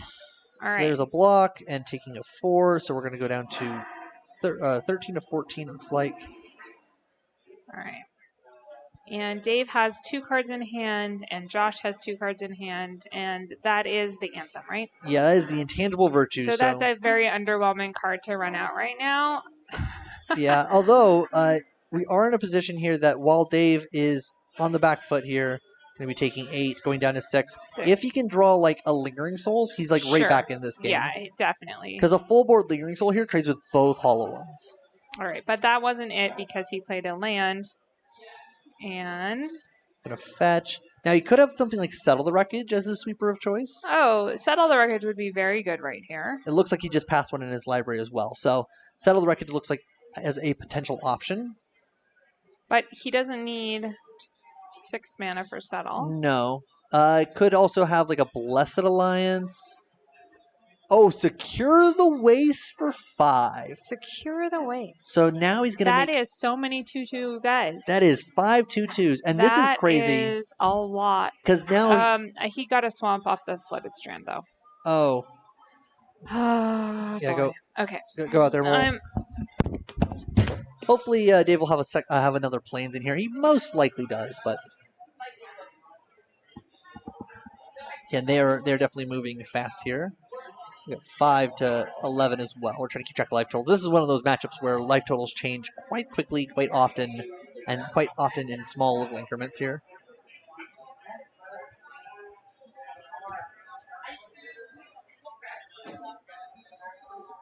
So they're going to get this sorted out. Again, not a big deal here. Non-comp REL, we can easily rewind these kinds of things, and they'll probably fix this. You have to call over Judge Frank. Judge Frank will figure out what the issue was, figure out what they can do to rewind. They're not that far past it. It should be an easy rewind here. Just go back to the fetch the right land, still cast your spell. Thank you, Psychopath86, for calling that to our attention. Yep. All right. Oh, looks like he did not have a... Did not have a target for it aside from the Godless Shrine. Interesting. So then he scoops up. He should have been at enough life to... I wonder if Josh showed him a bolt. Oh, that could be. Because he would have gone down to 3 off the shock. Right. Yep. Okay. I'm going to say that's what happened because that makes the most sense. Right. Otherwise, Dave is in, well into the driver's seat at that point. All right, but as it is, we get to go to game 3, which is pretty cool. Yeah, so that shows you the kind of the good balance. Again, unfortunately, with the mid-range deck, sometimes you draw the wrong half of your deck. Dave definitely kind of did there. Right. We also saw... Although that the Anthem worked out a lot better than we... It does. So that's where, again, the card is... It's one of those cards we call a 2 or a 10.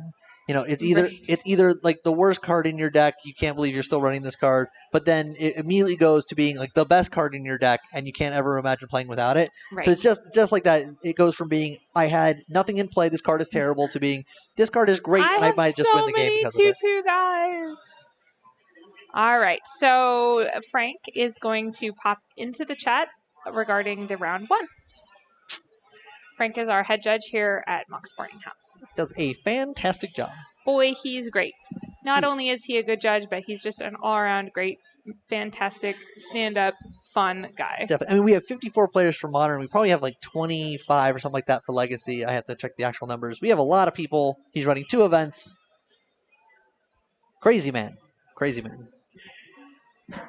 So we also got to see their Josh's side of the matchup, right? And we also got to see how good it is to have all these cantrips and card selection things. Oh my gosh! He went from a board state that was or a hand in a board state that was not good. He was very far behind, and then he went, oh, by the way, I'm just gonna put in 2 free 4/4s.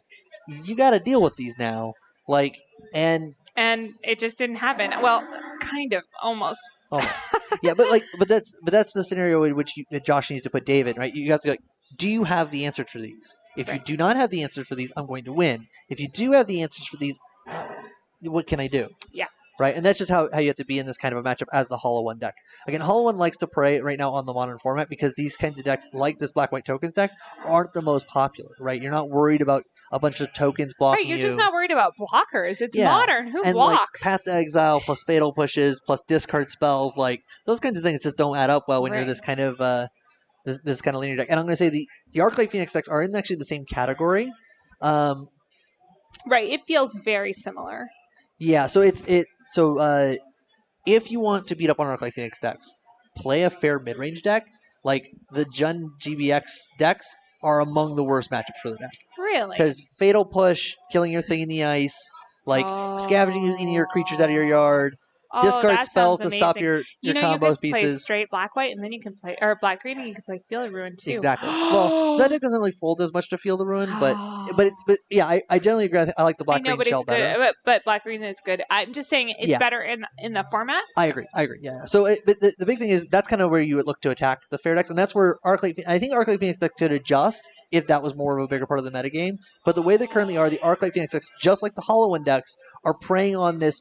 People aren't going to have as much interaction, so I'm going to try to do this kind of pseudo unfair thing that then just gets to stomp over you, and I don't have to worry about you removing my 8 creatures. It is faster than what all the unfair things that everybody else is doing. Yeah, right? It's unfaster and being graveyard adjacent, so you don't get hit by graveyard hate as much. Yeah, it matches up very well against Tron, because it rolls out so many threats that Tron has a hard time dealing with it.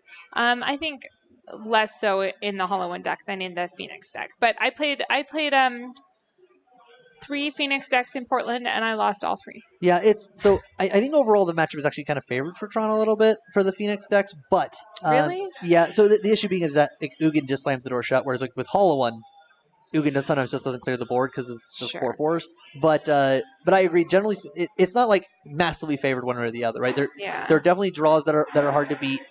I was on camera here 3 weeks ago, and you guys got to see my game 3 against Tron, and like we got to a point where like if I was just casually casting my spells and doing my thing, he would have been able to slam turn 3 Wormcoil Engine and had a second one in hand, and I probably would never have won through 2 Wormcoil Engines. Instead, I decided not to flip my thing in the ice with the Gut Shot and hand in hand, just hit my opponent for 6, and now he can't play out his Wormcoil Engines because I have thing in the ice in play. Oh, right. And that then can go off at any time. And then I get to untap and go, okay, cool, like, kill you now from 12 because I can put 12 power into play and hit you again. So there's sequencing things like that make Tron's life awkward. Right. But I think overall, it's not like it's still favored in the matchup overall because if it can get to turn 3, like O-Stones plus Ugins and Karns and things are still sometimes a pain to beat. And Relics early. O-Stone is on turn 4. Yeah, sorry. It's a turn 3, turn 4-ish kind of plays of things. Like the deck doesn't necessarily have a good turn 3 kill that's very frequent. It's a more of a turn 4 deck, but the problem there is it tempos out to turn 4 pretty easily. Right. Again, where like Karn only hits 1 of 4 threats or whatever that's in play. Karn is terrible in that match. He's not that good now in Modern. I think you're right. I think they're. I mean, he's. still a good card, had a joy of playing against a couple of Hardened Scales decks, and I did think that was an extremely good match for Tron, and it felt like Karn did a lot of work in those kind of decks where one card matters on the opponent's side, and taking out their one card leaves them with a field full of nothing. Yeah, and I think that with that matchup in particular as well, it really emphasizes on the pilot of the Hardened Scales deck to not overextend into one threat.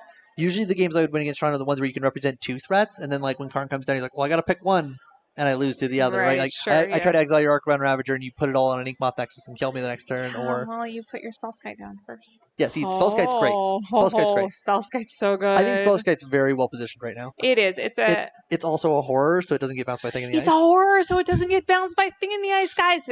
We got to make sure to pronounce those R's in the middle, and we're great. Tip. No, I like to play. I really like to play around in that. So yeah, but I'll talk however I want.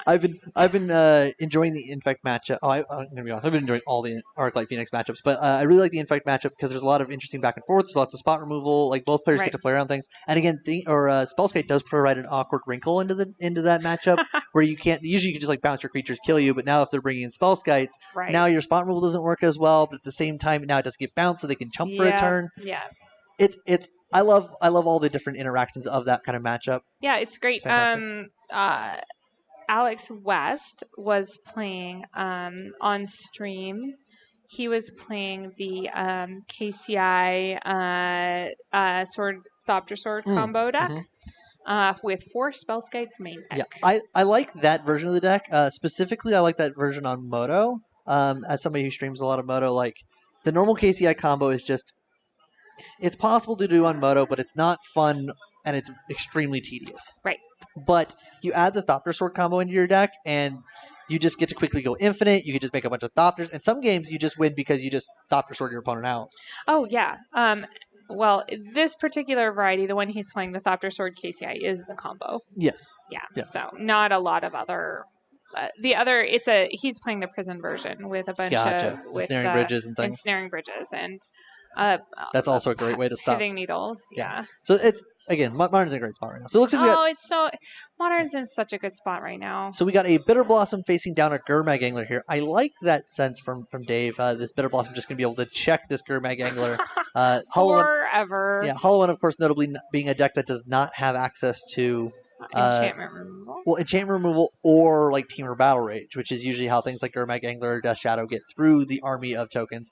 Right. I think that Bitter Blossom's stock in Modern has actually gone up a lot. Again, it's one of the primary reasons I've been splashing black in my Arclight Phoenix deck as my grindier option. Was there a Bitter Blossom in the top 8 of Portland? I don't think so. But okay, I am remembering it incorrectly. There was a Stony Silence, though. Okay. Yeah, but I like where Bitter Blossom is at right now. There's a lot of decks right here that that like to put out big creatures and then chumps, but again, it needs the right shell of these like fair decks that can go slower. They have EE. Okay, so you can EE on 2. Right. But you can EE on 0 and just clear all the tokens. Clear all the tokens and swing. So that is a nice thing to have. Right, he played that last game. He played it. So it looks like we discarded 2 lands and a Flamewake Phoenix off of that Goblin Lore. So it gets to play out a Hollow One here, trigger the Flamewake Phoenix. Look at all this wonderful things we're doing here. Has to attack in. Looks like we're going to get a Path to Exile on the Gurmag Angler. Let me update life totals here. I'm sorry, guys, if I've fallen a little behind here. And life totals in this matchup change quite often. You're wrong and I'm right. Ha ha ha ha ha. Really? There's one in top 8 of Portland? So, Yuta Takahashi's blue-black control deck. Sorry. I thought you meant in the Phoenix decks.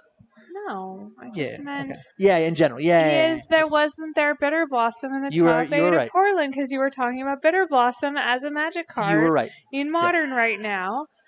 Yeah. 4 Bitter Blossoms main deck, sir. Yep. The Fairy Lord himself. Now, I would say that this I really like this blue-black control deck too, and it's something that's kind of popped around on Moto a while, and people really haven't transitioned it really to paper.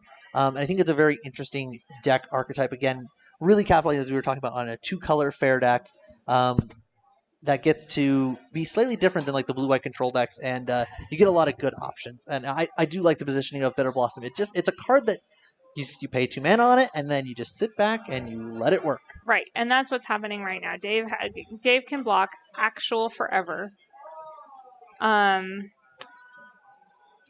So 3 spirits. Yep. So it must have been a Spectral Procession. Was probably the card cast. Yes, that can't quite see it. It's just off screen here underneath the fairy, but. All right. So Josh has a Lightning Bolt and a land and maybe another land in his hand. Definitely a Lightning Bolt. There's a Vault of the Archangel. Oh, now that's not what you want to see at all. I'm going to crash in for 5. Oh. Yeah. Have to point a bolt at a spirit because, don't want to do that. It's so much life gain. Vault of the Archangel gives your dudes lifelink. And Death something Touch. else, and Death Touch. Yep. So it looks like we have 8 to 13 here is the updated score here after that swing. Again, players kind of moving a little bit quick here as they're going back and forth, and lots of life total changes happening. Lots of Phoenixes and coming in, and the Hollow One. And Josh now is sitting on 3 very rapidly moving cards. All right, Thoughtseize. Down to 6. Okay. That's a Wrath of God and a Fatal Push. All right, so you were right about the Wrath. Yeah, so this is one of those things. It's counterintuitive in your brain where you're like, oh, while I'm playing this token go wide deck, why am I running sweepers as well? But sure. Because of things like Bitter Blossom, because of things like Lingering Souls and all the Planeswalkers, like Wrath of God, you're a black-white control deck that is using Planeswalkers as your win condition. I'll use you as deck as well as an example. He's also running sweepers because his primary win condition is Bitter Blossom. Sure, he's not running a tokens deck, though. He's running a control deck that just happens to have Bitter Blossom as a long-term win condition. So that's what this tokens deck has become. It's a control deck that's using Lingering Souls and Spectral Processions as its win conditions. All right, so 3 to 11 looks like is now the change in life totals here. Yeah, so it's a different change of mindset when you look at decks like the Spirit deck, but And that's it. Well, yeah. Okay, so Josh loses in 3. So this is another thing that I'd like to point out as well about Flameweak Phoenix, as we talk about like Flameweak Phoenix kind of versus like the Arclight Phoenix, and the two differences is that Josh had to attack. The Flameweak Phoenixes have to attack every single turn. Yeah, they can't sit back and block, which would have been terrible. Yeah, and there is a non-zero amount of games, this one I would say included, in which not being able to hold back and block really cost you. Right. Yeah. Like he would have gladly just been able to, if he could just like block every single turn and then at beginning of combat bring them back and just 100%. Yeah. But because he was unable to do that, Dave was able to win the race, giving some lifelink and some death touch to his Flyers. Getting very well played there by both players. We're going to bring you guys back to the booth here.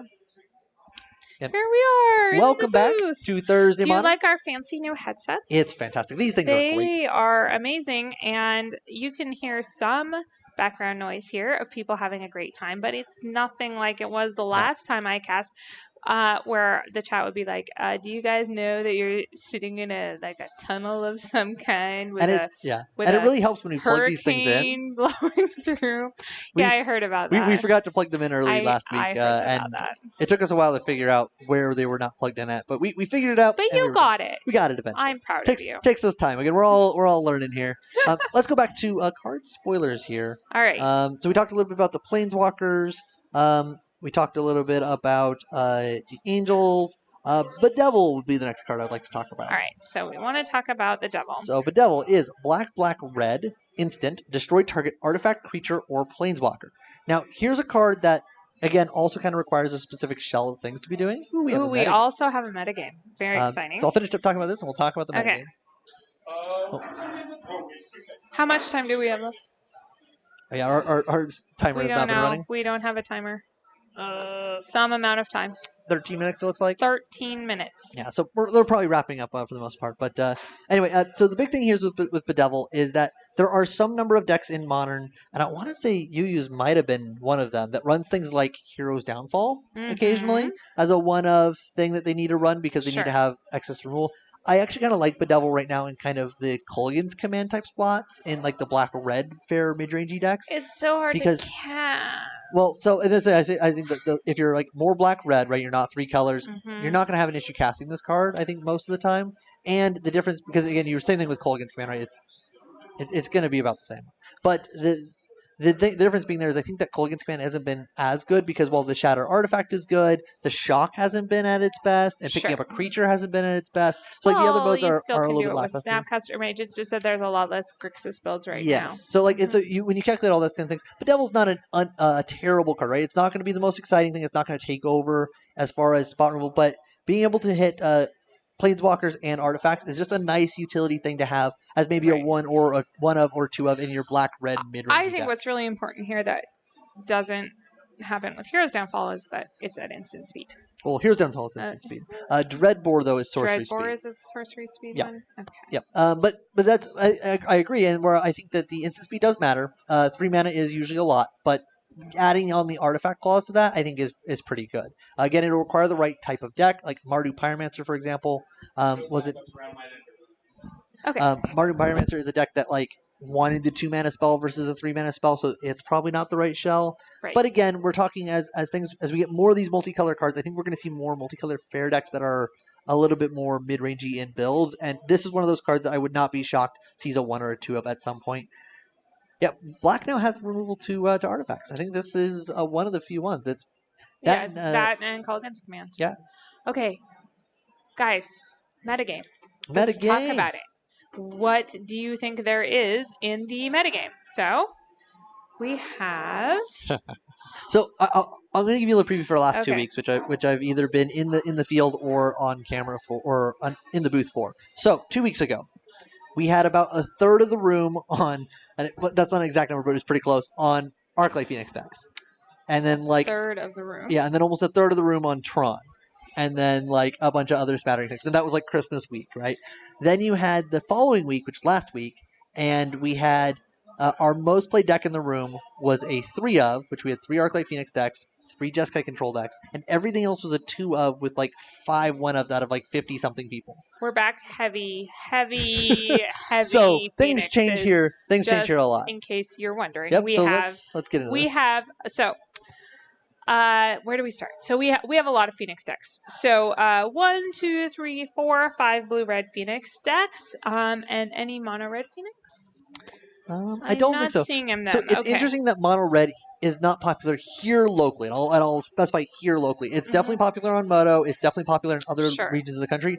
Our region of the country loves their blue-red twin decks. They love their Delver decks. They love all these decks that the Phoenix deck plays like. So it's very popular here. Right. That all kind of plays into it, and I'm guilty of that as well. Being like, the moment I picked it, I'm like, this is everything I want to be doing in Modern. You're drawing cards, you get card selection, you kill your opponent, like you get to cheat things into play. Like, why would I not want free 3/2 flying birds? Like, this is everything I want to be doing in life. So that's that kind of gives you a little bit of reasoning as well. It is power level as well. 5 Vance Spirits decks. 5. So that deck is really so that's 10 decks, by the way, and we've talked about two archetypes. Out of 54 players. Out of 54 players, we've already covered 10 of them. And it only took us very little time. We got a lot of Elves players here tonight.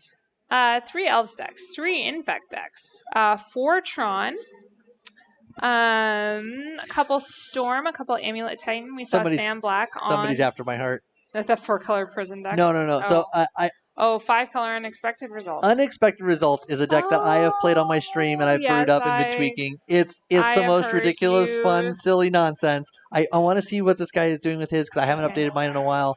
It is good gas fun. Hopefully, we'll see if he's doing okay. It's not a deck that wins a lot, but man, when it does, it wins by a lot. It's great. This does not sound like fun to me, but I get that you like to brew. You have never cast a Unexpected Result and hit an Omniscience to then cast Emrakul out of hand. 0-0. He had 0 wins at the start of this round. Yep. So he lost his first round. He lost his first round. Yeah. So the deck isn't competitively playable, but it's definitely F&M playable and fun. So I'll try to get a deck list for the one I have. We have a Zubra Spirits deck too. Did you see Yeah, that? Zubras. We have a couple of Eldrazi decks, 2 Eldrazi decks, the Black-White Tokens deck, Dredge, only 1 Dredge deck. Goblin Storm. What's Goblin Storm? Goblin Storm would be also so the old name for the deck was Dirty Kitty. Which is Skirk Prospector, and again, I don't know, I forget the reasoning for the deck. I think it was a team name thing that got spun off. But it's like Goblin Prospector, so you get to sacrifice your goblins for red mana, and then you just cast a bunch of your goblin spells. You eventually cast Empty the Warrens, and then go roll big, and then cast then use I don't know, a win condition of some sort. Oh, well, Empty the Warrens can be a win condition. Yeah, I think it's Empty the Warrens into Goblin Bushwhacker, I want to say. It's something like that, where you just you get to get a bunch of goblins and you just crush your opponent. 3 Grixis Shadow decks, which I saw Grixis Shadow is also in the top 8 of Portland. Yeah, so Grixis Shadow has been kind of on the rise. Definitely coming back. As good against most of the field. I think it's pretty good against Spirits, I want to say. I don't know about that matchup in particular, but I want to say that's kind of where people started to pick it up again. It does notably not have the best Phoenix matchup, because hurting yourself against a deck that has 3/2 flyers and lightning bolts isn't necessarily what you want to do. Yeah, that doesn't seem like what I said you should do in this format at the beginning of this night, when I said that level 1 was beating Phoenix, and then it's been popular. Phoenix. It does have surgical extraction out of the board, which is nice. But I think that currently, I think that it's one of those things. It's good against a lot of things in the field, but I think that people still haven't adjusted to the Phoenix decks yet in terms of that matchup. Now, the Jund Shadow deck, as we were talking about before, with just the access to the Jund cards they have, is just much better. Like, that matchup is, I think, the worst matchup I've seen, because you get to parry all your spot removal and discard with Tarmogoyf and Death Shadow, and it just becomes like none of your removal works, and then they just crush you. Oh, that sounds like fun. Yeah. I might go for that. I might try that out. It's a good solid deck. I'm going to play next week. Ooh. Yeah, I know. We're going to have Brad Rutherford in the booth, and not us. And I am going to play Modern. So, what else do we have here? 2 Hollow One decks. We saw one of those. 2 Izzet Breach decks. So if you want to through the Breach Emrakul at all, that's your flavor. We have a Jeskai control deck, a Jund deck, 1 KCI deck. Wow, only 1 Jeskai control. One Jeskai control. I'm happy to see this this kind of a change. I think that we talked about it a little bit at the end of the last stream. I have issues with the current blue-white and Jeskai control decks. and I like those kinds of decks in general, but we watched them against the Spirits matchup. And in a deck that you're like, well, I have all these Lightning Helixes, all these Bolts, all these Paths. Now, I think technically they're favored overall in the matchup, but like every time I watch them play against Spirits, they feel so far behind in every single game, and just like they're like behind the 8 ball just the entire time. And it's like, did you rip Terminus or not? And sometimes even if you rip Terminus, it wasn't good enough because they had like double Mausoleum Wanderer or. For example, I played against Blue Eye Control last week when I was on Spirits, and like my opponent cast Miracles of Terminus that they had set up. I cast Collected Company in response. They have to Cryptic Command counter the Collected Company, and then I'm able to use like my Mausoleum on board to just sacrifice and counter the Terminus. And I'm like, okay, well, like, and if he lets the Collected Company resolve and I hit a Lord, then I get to sack and counter it anyway because you won't have 5 mana to pay for the Terminus. So it's just things like that just like you're just so far behind the 8 ball, and it's like, do you have the Terminus? And sometimes I still even think if he lets the Collected Company resolve there. I think it's pretty likely you hit a Lord effect in the top. Well, then you still have Cryptic Command in your hand. To tap the team to do something. Yeah. But like it's just kind of an awkward situation. Yeah. But regardless, like it's you get stuck in those positions where like you have to have the Terminus, and then like even if you have it, sometimes it's not good enough, and then you have to have another one, and like I don't know. I haven't been a big fan of where it's when I play those matchups, it's a matchup I feel like should be favored. I should be like, I should face all the creature decks always because this should be what I want to be doing with my life. Right. And then you're just like, why do I keep losing? Why does this feel bad every time I play? And then it just kind of, it's one of those things when the deck or when a matchup feels like that, your deck probably isn't very good. Yes. Like, and so I think that they need to kind of go back to the drawing board and figure out what they're doing with the blue-white Jeskai decks. They were good for a good 3-4 months. They were. When Teferi first came out and people didn't know what to do about Teferi. Yes. That was a killer Magic card. Well, and it was great against the humans deck. And then as they moved to Spirits and they're now more tempo-based, they have a lot of instant speed stuff. They have counter magic of their own. They have good sideboard cards. It just kind of like all compiled into this this congealed mess of awful things. All right. I am going to need just a quick break before the next round starts. Okay, I'm going to pull up here real quick here, and I'm going to drop into chat the my last version of the Unexpected Marvel deck. For those of you who want interesting, cool nonsense to play or do in Modern, this is the silly brew that I've made for my channel, because I know you guys like silly brews. And I'm glad we have at least one person in the room repping the good, silly nonsense. So there we go, in the chat. All right, we will be right back. Don't go anywhere.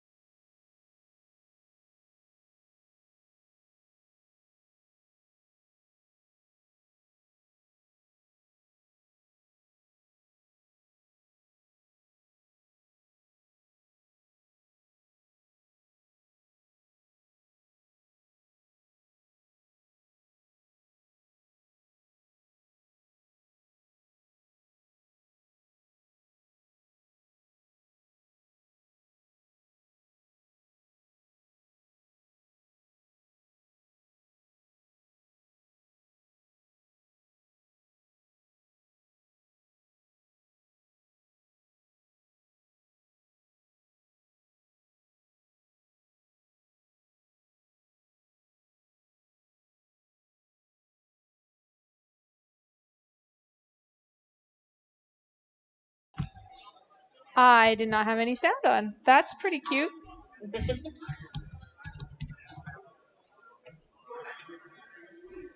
I blame Zach. Zach is finally here. Guess who's back? Back. All Zach right, Zach. Again. We have Bennett and Hercules. Bennett and Hercules. And Hercules is playing Infect. Oh yes, this will be a very quick match. So this is pretty exciting for me because this is a very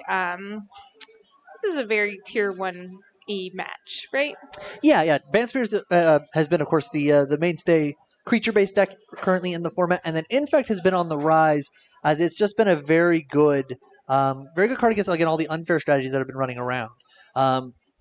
Again, it dropped off the radar a little while people were they were on Fatal Push instead of Lightning Bolts, and that is a big deal because it means your pump spells don't get you out of range, which is very important for helping you sequence your protection turns, as well as people were trying to get over the loss of Gitaxian Probe still, and it's one of those things that when a deck loses a card, a lot of people drop the deck for a while because they mentally in their brain go, well, that means this deck isn't playable anymore. And I think Infect has now shown, look, it's not that bad. No, it's not, but it's not great either. I think Infect is a very reasonable deck.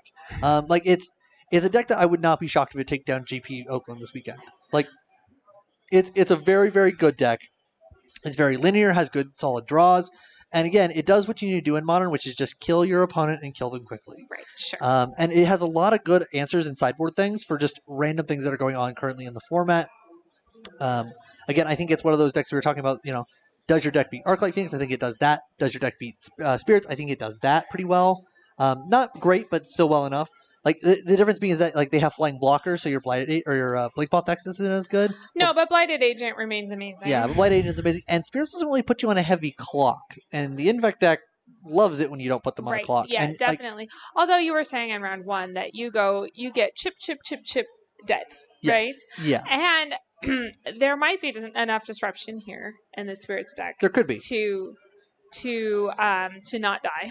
So the other issue there is that, at least I see in this matchup. Now, again, I don't have experience playing this particular matchup from either side of this table, but sure. From a theoretical standpoint, the other issue I could see with the Bant Spirits deck is that your interaction's kind of expensive, like Spell Quellers and things like that. Yes. But you do get to accelerate into it. You do, but even if you have it on turn 2, if your opponent already put a Glistener Elf into play, you now, end up taking damage, and it's just it can just kind of spiral out of control, and you can even I nab one Might of Old Krosa, and then they just have another one or a Groundswell, or just all these things. They also get to run Dismember. So much redundancy. Yeah, and it's just I could see a world in which the Infect deck can maneuver around what the Bant Spirits deck is doing and get around them. Now, it's not going to be a perfect world, and I do think the Bant Spirits.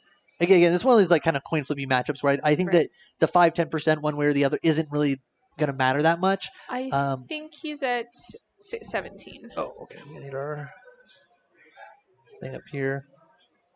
Perfect. Okay. Yes, we got 17 all. 17 up. That's right. All right. So Hercules cast a Glistener Elf, and Bennett immediately passed it. Yeah. So, but I do think that this is one of those matchups that because Infect it has a reasonable game in, right? It's not disfavored massively. When you can beat the first two, the top 2 decks in the format, currently is what people are talking about. Absolutely. And then the deck that likes to prey on those, some Tron decks, things like that, you're also great there. Oh yeah, it's so good against Tron. So that's where you look at the top, I would say 5-6 decks in the format, and I think that Infect does a good job against enough of those that you're this is a probably reasonable deck to choose and play. Sure. Now, it's very tough to play, I think, proficiently because there's lots of decision points that you have to make, and it's one of those decks that you get punished heavily for making a mistake. Yeah. So I found that I was having trouble with counterspell decks when I was playing it. Yeah, and so that's the benefit that right now there aren't a lot of counterspell decks, right? So it kind of benefits from all the things that are happening, and I think that it's not I think it's not an unreasonable choice, and I would not be shocked if it took down a Magic Fest here in the near future. A Magic Fest, which I heard that the Grand Prix at the Magic Fest is still called a Grand Prix. It is, yeah. The main event is still technically the main event. So that was news to me. So the main event is still a Grand Prix, so I can still use those words. So that's the only one that's changed is Pro Tours are going to be Mythic Championships. Right. So Bennett, interestingly, the fantastical image of Glistener Elf. A Glistener Elf. That I tells don't me know how Bennett's I hand is not very feel good. about this. This No. seems I think so it's secretly kind of really good, kinda. It depends okay. on what's in Hercules' hand. So Hercules needs to point a pump spell at Bennett's Phantasmal Image, because if he lets this block, even if he pumps to save his own Glistener Elf, then the gets a Glistener Elf will -1/-1 count. die when on the Yeah. So yeah, but he has so much pump to point at it. I agree. It just dies. But now, so he traded a Phantasmal Image for a pump spell. A pump spell. So if you think of it like that, yeah, I understand. It's not great, but like sometimes it's what you have to do. Okay. And Phantasmal Image is one of those kind of slow, clunky cards in this matchup where you're not going to have a lot of creatures in play that you're going to want to copy. And we get a peek at what's in Hercules' hand here by the fact that he runs out a Noble Hierarch, attacks with Glistener Elf with 2 mana up, and does 2 infect points. Yeah. So do we have a way to track infect on this board? We do on the life pad. I don't think we do. I think we need to update our firmware there, but we do have a dice here in the middle of the screen here. That's going to be the Oh, no, it got moved.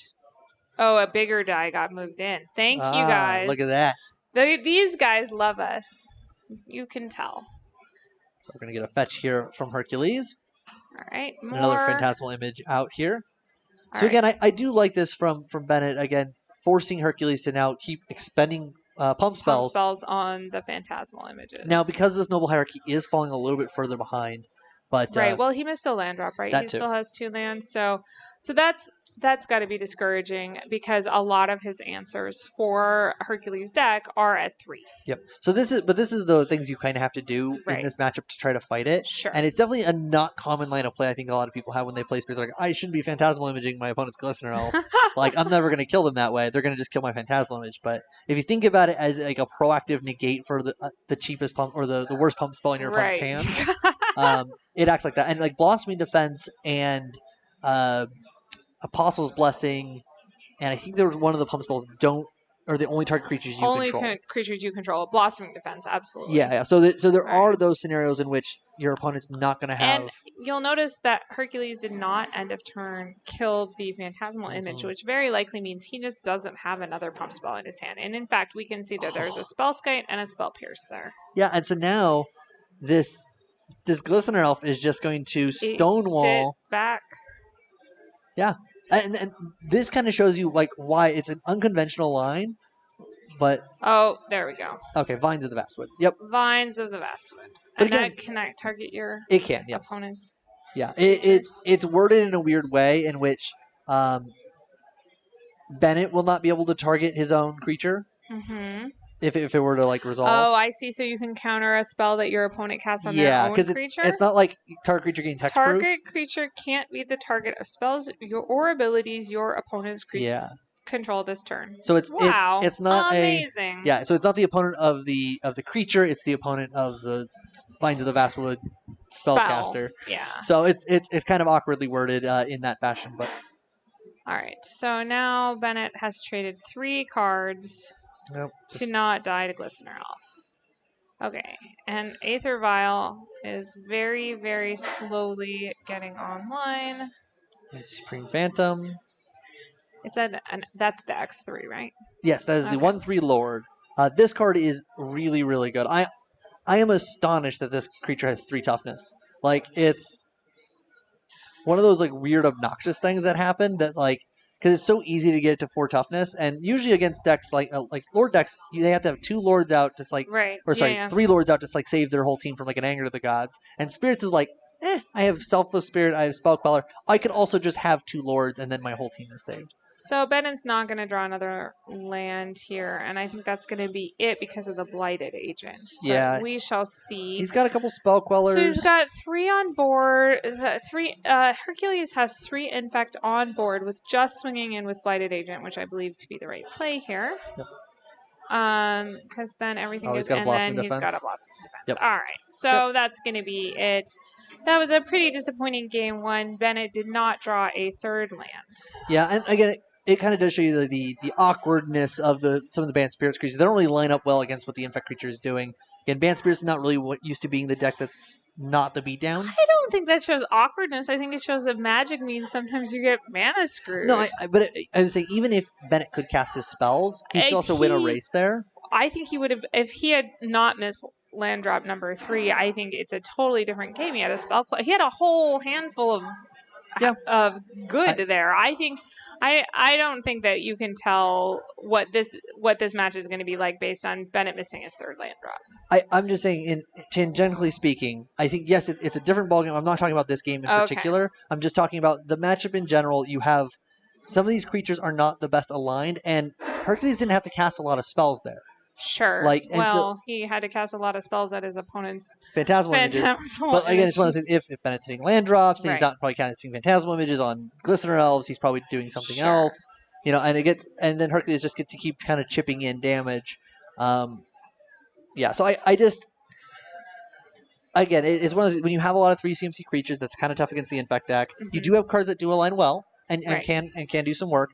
But sometimes it's also awkward to turn the corner. Like, Bennett's out there was, if he could play this game of, like, I jump your thing, I jump your thing, I jump your thing, and then maybe get into a position where he can vial in a creature and then block with another creature, and then he can start attacking with the creature in the air, maybe find land, collect a company, I don't know.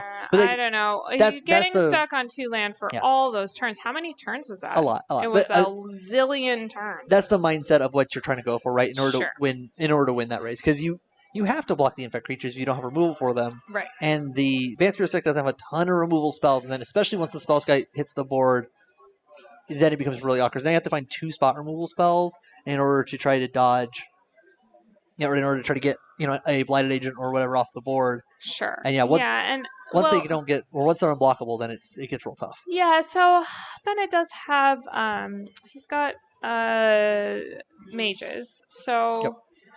So you can Reflector Mage. It feels to me like there should be enough ways in Spirits to buy enough time against Infect that you can assemble your little squad. Yeah, the reason that didn't happen this game is because of the totally agree. So here's the thing. I definitely think that they're 100%. That is plausible, right? And that will happen in a decent number of games. What I would think that overall, when you look at the matchup and how often that happens versus how often Infect kind of just, they get underneath you, they stick a creature, you're kind of on the back foot most of your game, you're unable to put 2 creatures into play, right? I think that's the other way that the Bant Spirits deck can kind of turn the corner, is again, they put in 2 Spirit, they block, they collect a company. Right. And then they okay, cool, now I get to collect a company again, or play 2 creatures out of hand, or vial one in and play one, and then that's how they start to run away with the game, as they're able to do this blocking. But again, then there's so many ways that the Infect deck has to make their things unblockable sometimes, and I think this is a matchup where Infect isn't going to probably get a combo kill very often. Sure. But they might hit for turn 2. Yeah, but especially once you get to the Noble Hierarch draws where you hit for 2, you hit for 2, you hit for 3, and your Spirit's opponent's well, my creatures are dying, and I'm not really trading or doing well here. All right, I think Bennett has a lot more than 2 lands in this hand, and he should consider mulliganing. Yeah, and I would agree with chat here. This is exactly what I would say, is that they're not quite favored, but they aren't super behind either. I think this is a very I don't like to use the term coin flip matchup really, as far as in that it's random. There are lots of decisions to be made by both players in this kind of a matchup. We use that term to mean there are no coin flip matches at a competitive environment like this one. Yeah. There's nothing that rests on a coin flip because everyone is playing their best. Yeah. And so what we mean is everyone has to play super tight because you can't miss an edge. Yeah, I would say in this matchup in particular as well, there isn't I feel like there's so many decisions that can be made by both players that can influence the outcome of the match, right? It's not necessarily a Griselbrand versus somebody else where it's a 50-50 matchup if you're gonna it's a Griselbrand versus Infect, right? There's not very many decisions to be made, sure. So it's kind of coin flippy in how and who comes out ahead and wins their race. This matchup, I think both players have a lot of decisions to make, and they have to maneuver around what each other is doing. Again, it's not as straightforward as I pump my things, I put my creatures into play. Who wins first, right? And I think that makes very interesting games of Magic. And I think we've had a lot of decks like Spirits that have come up throughout the last year or so that have really encouraged these kinds of games of interactive games. While you also have draws that can also kind of do the uninteractive thing as well. And I personally love that. That's exactly the style of game that I typically want to play. Yeah, this is great. I've loved Spirits since it first started coming out. I was super excited to get it built. I haven't played it myself, but but definitely for me, the utility creatures were such a step up from what humans was doing that it became exciting and not.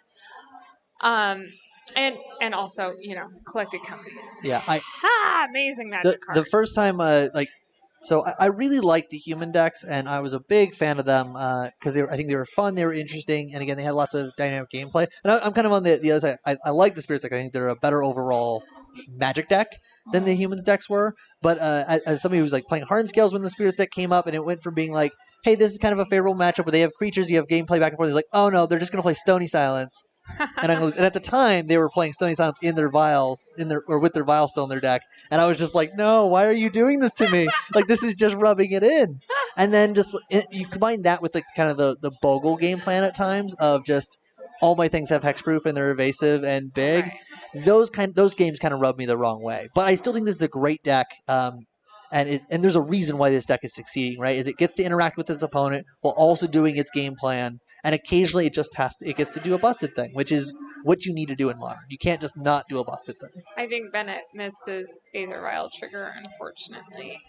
Yeah, I think so as well. It seems kind of rare that would happen after you activate a vial. I know. After when he activated it, I'm like, oh, for sure he ticks it up, and then he didn't, and I thought, yeah. He must have a handful of ones, but then he pointed at it, so I'm pretty sure it just got missed. So. And it looks like he's now on maybe 3 lands in hand. So he kept a hand that was 2 land heavy, and I disagreed with that keep at the beginning of this game. He had 1,000,000 trillion lands in hand. Although he does have a huge clock here. Yeah, so he is down to 12, but again, his actual life total is probably irrelevant, and we're 12 to 18 right now. Although swinging in with a Geist of St. Draft is going to be pretty amazing. Yeah, like it's a 3-power creature. It's going to get to be a 4-power creature and make a 4/4. So, and that land was a Horizon Canopy, which is really good. That's not a land so much as a spell. It looks like he hit a second Lord. Lordy, that's a second Lord. Maybe it's not. Might be a Phantasmal Image or something. Looks like he's going to opt to attack with both creatures here. So this, I like this attack in the sense of it's the same amount of damage. You know you're not blocking with the Supreme Phantom. Yeah. And if Hercules decides to block the Geist and has a pump spell. Oh, so I guess, I don't know. Actually, I'm going to change my mind. Okay. He's got another Lord. Never mind. Okay. So if Hercules tries to block and cast Immunogenic Growth, then it can then put in this other Supreme Phantom, and then his Geist gets to live, and the Blight Agent gets to die, and you just feel the king of the world. Sure. And now with the second Lord, you're actually doing 1 more point of damage than if you had attacked him with Just Exalted. All right, so Hercules is at 8. Down to 8. Just took 8 damage, and this is something that also Spirits does really well. It just incidentally gets to run Geist of St. Draft, which is a card that I think people have tried to jam into Modern for just aeons and aeons, and it just quite hasn't been good enough. It had the Thing in the Ice problem where like none of the shells that could run it were particularly that great. The Jeskai deck, like you were talking about its many problems earlier, continue to kind of get worse, and people were running it. And that it's very good against Tron. Yeah. But it has. It was like a sideboard card. It was. Definitely. But like Spirits is like it gets to fit my normal game plan of being a Spirit. And being a good beatdown creature, and then in certain matchups, I would say like this one where you need a race, or like the control matchups that'll have lots of spot removal, it's hexproof and it's real tough to get rid of. And again, it closes games real quick. So I think the question now was, did Hercules have the win on his turn? He didn't, so we're going to go to game 3. Yep. All right. And that's exactly what you got to do if you're in Bennett's situation. Again, put the clock on the board and go. Right, yeah, absolutely. And Geist definitely being one of the better ones of that. Well, and there was some luck there in that Hercules didn't have the 10, in fact, on that turn that he needed. That was a turn 4? That was. So yeah, so it's definitely it's not unreasonable for Hercules to find the 10 damage. Oh, but for sure not. It happens all the time. Yeah. I get turn 2'd all the time. Yeah, but at the same time, he does dilute his deck a little bit to be able to interact a little bit with some of the creatures and to do other things. Also, it's a deck that doesn't have a lot of card selection. The Infect deck, so if you draw too many. This is also another one of those matches I think where you don't want to draw too many guys. It's very much like a Boggle deck in that sense of you want one creature that sticks around and doesn't die. If your creature dies, you want your second one to be able to play. But if you draw a hand that's 3 creatures and no pump spells, you're in for a bad time in this particular matchup. Oh, again, in this matchup especially, right? Because your creatures just match up so poorly. Yeah, and that's where I think you're not blocking. Yeah, in general, I would think that Infect would normally win the race of because its creature comes down earlier, and then it can also do more damage, and it has less of a distance to go than the Spirits deck. However, if you give your opponent that turn back, all of a sudden that math is flipped, right. And then now you're running into those spell callers when you weren't before. Right, like if you give your opponent a turn and now you're trying to cast a turn 3 Blighted Agent and they get to Spell Queller and then untap and play a couple Lords, that's where your game goes downhill really quick. You also don't have any way to give haste, so if you don't get a creature into play underneath the Spell Queller, it gets a long time. Yeah, it's miserable. Hercules just showed us that he put Spell Pierce back in his deck, so. So I like the Spell Pierce on the play because it lets you nab Aether Vial, which is very important to nab and keeping Bennett from getting 2 creatures into play. Absolutely. On the draw, it's probably a lot worse. Right. So he had it out game 2, and now he's brought it back in. Yep. All that makes sense. Also, you get to play out. You could play a turn 2 Glistener Elf, and then have Spell Pierce up for Path to Exile. Right. So all those things definitely make sense of things that you would be willing to do. Bennett is running some number of paths. He was agonizing back and forth about the path to Reflector Mage ratio. Mm-hmm. Yeah, it's tough, especially in your Collecting Company deck. You don't want to overload too much on non-creature spells, right. But at the same time, Reflector Mage isn't a spirit. It's kind of the worst card in your deck at times. There are other times it's insane. I definitely like that they realized what one of the best things that so the 2 best things the Humans deck was doing was Reflector Mage and Mantis Rider. Oh, yeah. So you didn't need Mantis Rider because all your creatures are flying things anyway, and you can kind of pseudo make up that effect. Oh, and Thalia. And then you see the Spirit deck now adopting those good pieces, right? So you didn't need the flyer out of Mantis Rider, but Reflector Mage is kind of insane against other creature-based decks. Gives you kind of a pseudo removal spell if you tempo them out. Thalia being good at stopping, fast combo decks that need all their mana to do things. It also hampers the control decks because they... the best thing is when you get to Mausoleum Wanderer into Thalias, because then, anytime you can tax your opponent into taxing your opponent again is just, brutal.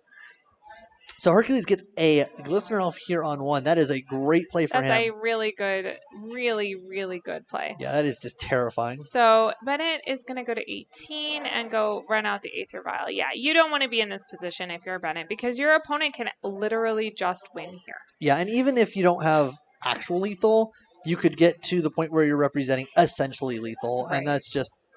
Yeah, it is definitely not a position you want to be in if you're Bennett.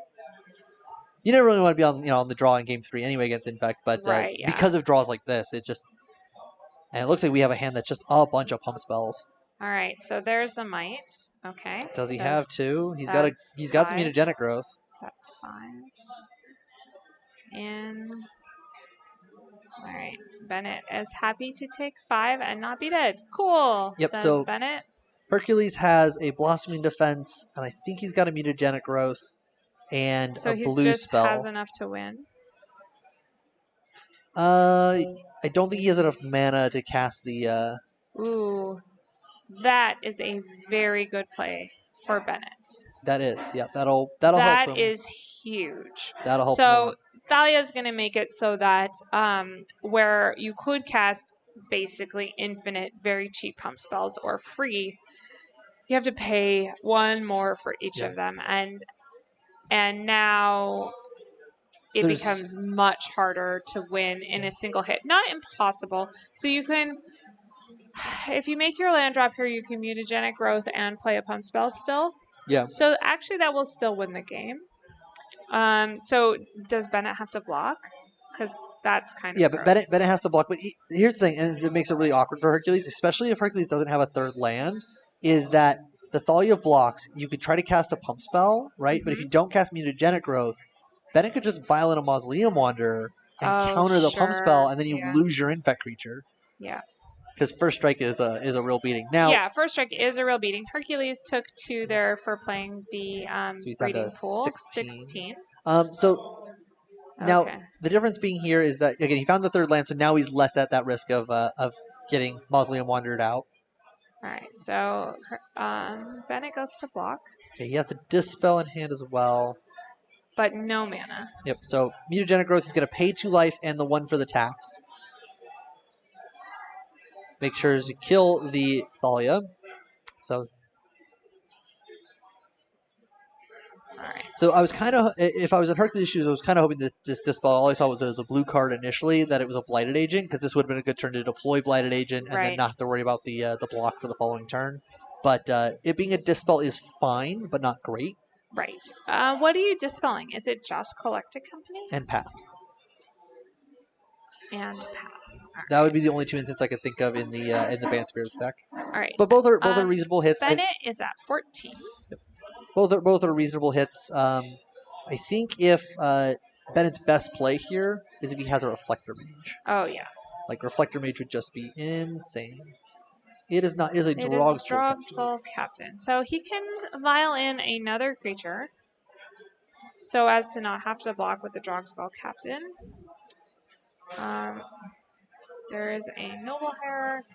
Then it's at 5 infect, and it's 14 all life. This is kind of exciting. Yeah, so you're kind of in an awkward spot here if you're Hercules, though. If you attack and Bennett vials in another creature, you have to use a pump spell, which is Blossoming Defense currently in hand. Looks like he's just blocking with that, okay? But he's got to use his pump spell here to save his creature. And it's just going to die. What is Bennett's hand? I can't tell any of the cards. I think he had another Drogskol Captain last I saw. Okay. It was definitely not a Reflector Mage because he would have played that instead. Right. There's an argument to holding open Spellcaller if he had had that. Looks like he's got a Supreme Phantom and it might be lands. Supreme Phantom. I wonder why he didn't vial in the Supreme Phantom and block with that. It's a 2/4 that way. I think he. I don't know. Because then it doesn't die to. Well, I guess it does eventually. It does, yeah. Die. All right, never mind. It gets strong, but it gives you 2 turns of blocking. Right. But I guess if Hercules has a non-Blossom Defense pump spell, maybe. Yeah. I don't know. Well, I mean, you value this one more, right? Oh, I guess the 2/4 is dying anyway because it's the Exalted Trigger plus the pump spell. All right, Collected Company and Dispel. That is a good Dispel. It is. It is very brutal. And that also tells us that Bennett does not have Spell Queller. Right, because he would Spell Queller there and counter the Dispel. Yeah. He does have guys, though. It's a land on the top. It's a Horizon Canopy on the top. Yeah, it's a Horizon Canopy on the top, but that second card is a creature, I think it's a Supreme Phantom. Okay, so 2 Supreme Phantoms. Yeah, I think he ticked up and... All right, so now we're going to see... I think you just let this happen. Really?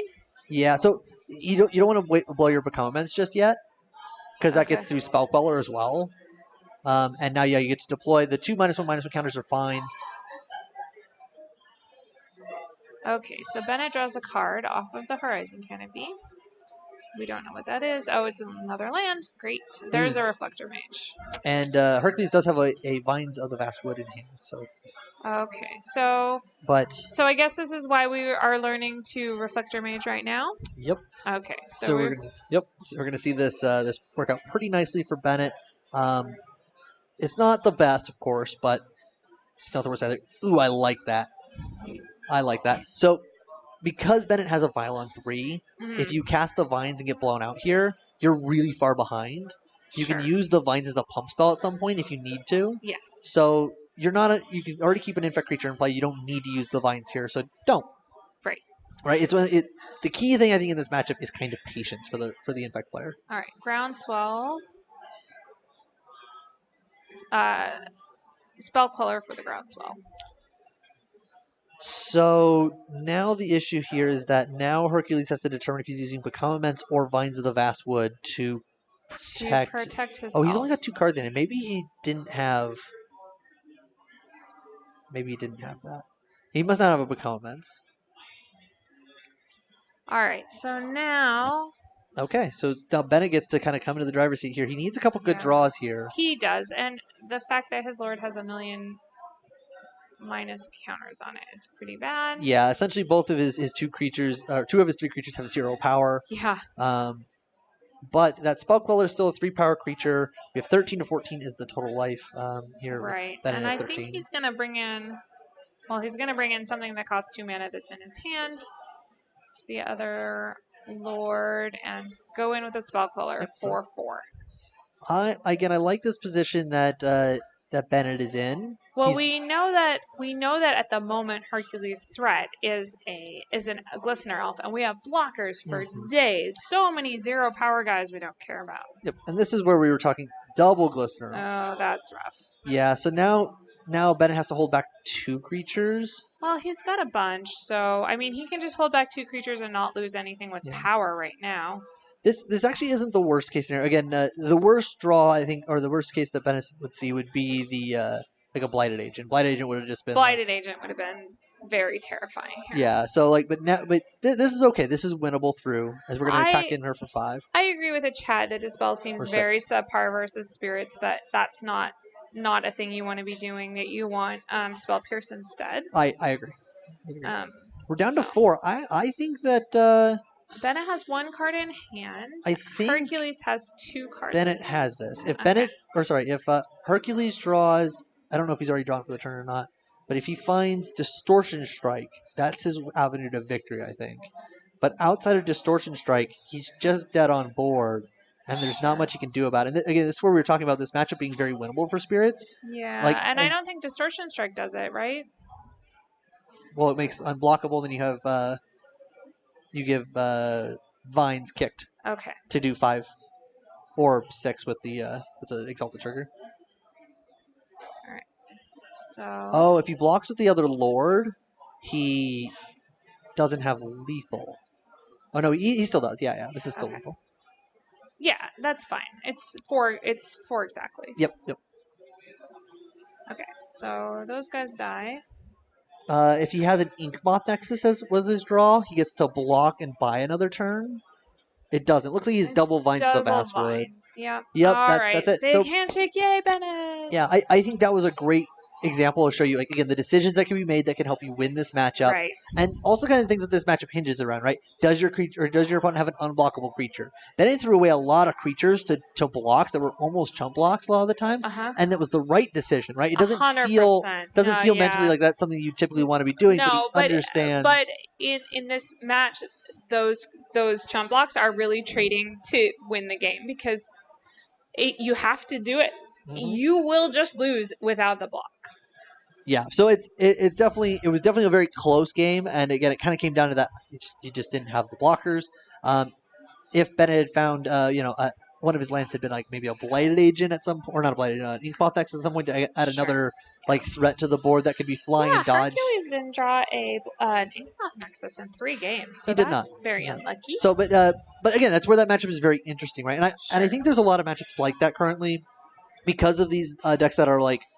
They're your fair kind of decks that have taken over between Spirits and Arclight Phoenix and things of that nature that like they're forcing a lot of these uninteractive decks to be more interactive.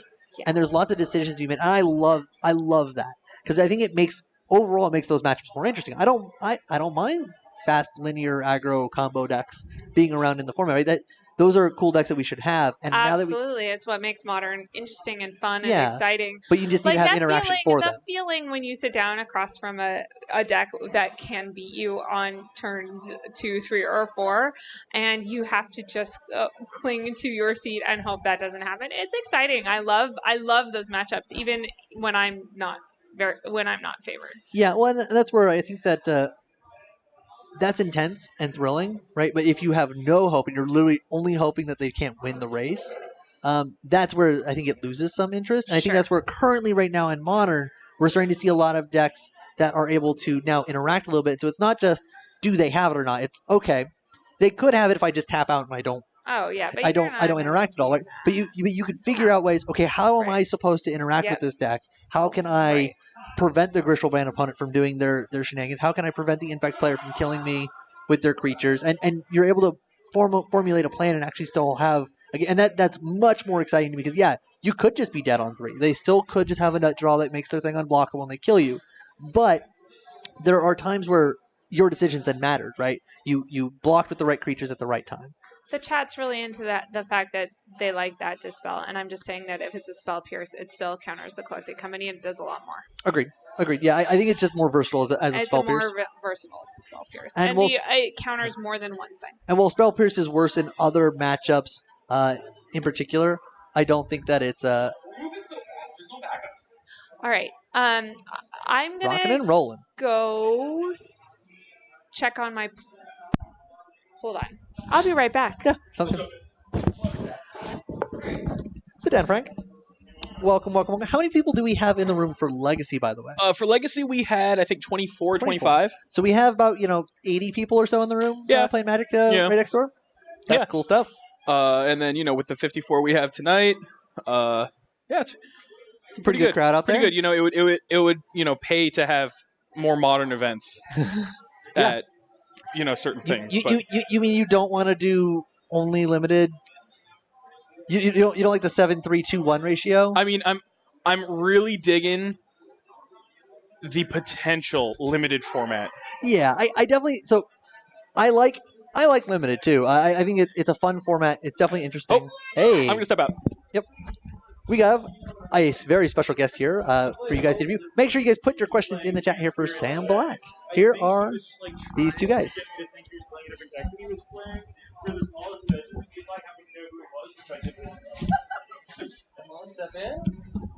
Look, we have Sam Black. Look, Sam Black's coming to talk to us. Hi, Sam Black. How are you doing? I'm good. Are you going to Oakland to play Magic the Gathering this weekend? I feel like you already know the answer to that question, but I am. I do know the answer to this question. All right, so can you talk about what you're playing, or can you talk about the metagame and what influenced your decisions, even if you don't want to tell us exactly what you will be playing? I am currently playing, tonight I'm playing Amulet. Yes, and I can't tell you what I'm playing this weekend because I don't know. You don't know. Amulet's certainly on the table. KCI is on the table. I could be convinced to play whatever as long as the cards were handed to me, I guess. Sure. That seems important. Like, what did you bring in your bags to Seattle? Sam Black does not live in Seattle, in case you don't know this, or Bellevue, which is where we are, but is visiting us. Yay. Yeah, I'm at the end of just over a month-long trip. I've been here since a week before Grand Prix Portland, and I'm leaving from Oakland to go back home to Madison. Nice. And what did you play in Portland? In Portland, I played KCI. Okay. And how did that go? I did not make day 2 after going X1 and 2. My opponent... It was brutal. Yeah. It was a spot where my opponent and I decided that we should both not play in the second day of the tournament. When we went to time at the end of the last round, I believed that I was considerably ahead in the match, and to the best of my knowledge, my opponent agreed, but didn't feel like conceding was the thing to do in that spot. Alas. Do you know I made day 2 in Portland? I do know that, yes. Oh! How did that go? Oh, it went terrible. I started out 0-2 and then I went home because also I had no way to get home because my car was totaled by the hotel staff. So, what is your record tonight? The chat would like to know. Oh, I'm 3-0. Oh, that's a very good record. Played against Vamp Spirits in a match where we played 2 games, and then my opponent didn't want to play anymore, I guess. We're not supposed to talk about that. Okay, well, I don't believe I've said anything wrong. Right, correct. That match ended, unfortunately, in a DQ. And then I played against Tron, and then I played against Hollow One. All right, and I feel like Amulet Titan has an incredibly solid game against Tron. I don't have a ton of experience with this deck in general in its current configuration, but it did feel like I was pretty far ahead in that match. It doesn't feel from the Tron player side like it's winnable. Okay, yeah. I mean, so in that match in particular, I think that my opponent didn't really know the matchup and was keeping hands that were like turn 4 Tron hands, which I don't think you can possibly do. No, and you have to have a plan. for Amulet Titan, and my plan is to shock my opponents with my chutzpah of playing Aven Mind Sensor. Which is not, like, it's a funny plan, but the match is real bad. It's very... sometimes you get Karn and can start exiling really important lands, which is the correct line. Right. But without that, I think you just, like, I don't think you can keep a 7-card hand that's planning to play a green source on turn 1. No, that is not true. Yeah, and that my opponent did that both games. All right. And then last round I played against Hollow on both games. I played against him. Both games he played Hollow 1 on turn 1, but it was insufficient to race the Titans. Oh, nice. That must have been very fast Titans. Yeah, they didn't wait very long to come into play. I know you were also testing this prison deck that Alex West has been building. Can you tell us a mostly little bit like about that? watching him play it. It's sweet. It's basically like a Thopter sword deck. If it happens to draw some of those things, like, you know, if you draw Thopter Foundry or Sword of the Meek, you can easily whir for the other one and have the combo. It has whir. Yeah, it's a whir control deck in the like vein of Grixis Whir, but where kind of like instead of Chalice the Void and some other stuff, it has like a proactive game plan. Sure. And then the thing that I think is most exciting about it is obviously it's an Ensnaring Bridge deck, and then the sideboard has 4 Unmortigos. And I think that like the plan of if my opponent is playing a creature deck, I will beat them with Ensnaring Bridge, and if they're playing a spell deck, I will beat them with Unmortigo. Covers your bases pretty well against most of the field. In Modern, definitely. The chat would like to know what makes you consider a deck, or what is the process for determining if a deck is good? Okay, so obviously I've played a bunch of Modern in my life at this point, and I definitely prefer to play a deck that I have experience with if I think that any of them are reasonably well positioned. If I'm to get a sense of what is well positioned, I suppose it's kind of a combination between asking people, thinking about it, and looking at the decks played by the players with the most trophies in modern competitive leagues on Magic Online. Hence KCI. Actually, no. Oh. Currently, there are 2 players with far more trophies than anyone else. It's like 36 to 34 to like 22.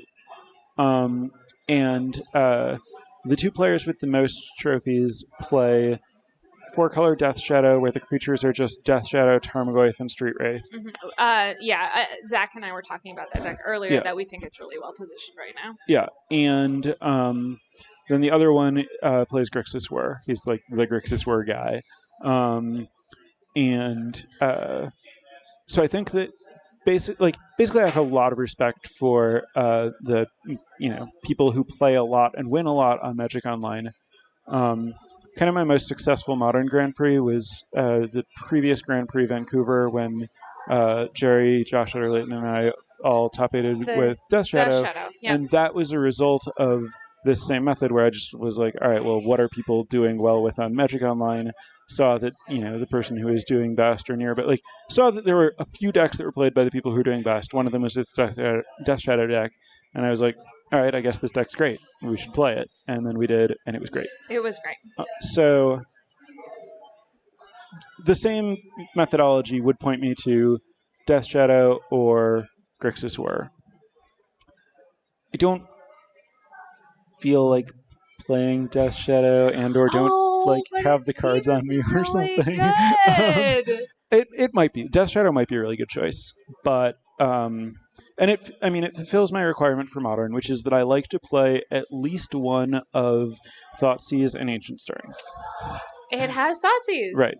I think that those cards are very good. This is the Robin Alberg school of thought of there are extremely powerful 1-mana sorceries and instants around which Modern revolves, and there are 2 of them right there, Thoughtseize and Ancient Stirrings. Yeah. I always want to have one of them in my deck. Yeah, I think it's totally reasonable to have Faithless Looting instead.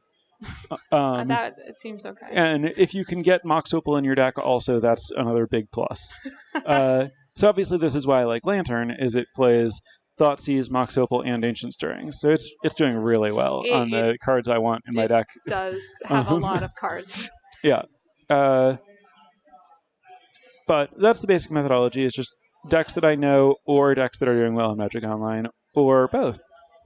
Does anyone in the chat have other questions that they would like to ask Sam, besides if he feels pressure to wear black? I don't. Weird. I guess the pressure that I feel to wear black is that, like, I wear a lot of the shirts that they give players at Pro Tours, and a lot of the time they give you black shirts. Like, not always, but pretty often. Were you watching Edgar's Amulet stream last night? I actually was, yes. I watched a little bit of that. Yes. He probably pulled lands out of his deck, I would imagine, and bounced them. Yeah, so that was kind of like my first foray into like actually seeing games with the deck, and it sounded like he was losing pretty often, so that like kind of made me think, okay, maybe I shouldn't be playing this, maybe it's like only decent and not great, but I understand that it's a small sample size, and you know, he believes in the deck a lot. Apparently he's playing on a team of 3 Amulet decks in a Team Modern tournament this weekend, where it's not Team Unified, it's just Team. You can just play triple the same deck? Yeah, if you have a team of people who know and like that deck, and you own 3 between you own 3 copies of the deck, you can just do that. Which I think is like, I mean, it makes sense to me, honestly. Like, I don't think every team is going to do that. Also, if every team does do that, who cares? It's just like, yeah, it just seems like it's just more like of normal Magic. Normal Magic, that's right. Yeah. All right. What's the Madison community like? It's Madison has been a great place to play Magic. I believe that it's like a lot of the it's not at its peak right now. There are some people who have moved away. Justin Cohen just took a job with Direwolf and moved to Denver, and I think Matt Severa is looking to cut back like his travel for Magic in the near future. So I mean, there are still, like, you know, for its size, it's a very healthy community. There are a bunch of like stores that regularly hold events and everything. But you know, like at its peak, there was like a tournament where we had like 9 or 10 people from Madison who were qualified for one Pro Tour. That's amazing. That's not like really astonishing. at that point now. Like, that's. And last up, what is your favorite card spoiled in Ravnica Allegiance? So obviously people want me to say either Judith or the like Cartel Aristocrat that costs mana to use. That's not it. Well, no, I would like to like one of those. I'm somewhat optimistic about the expensive Cartel Aristocrat, but I really hate adding a mana cost to sacrificing creatures. It kind of like gets rid of the reason that it's busted. We need a free sack outlet, yeah. Yeah. So, I mean, I kind of want to just say Growth Spiral, which is the instant speed explorer.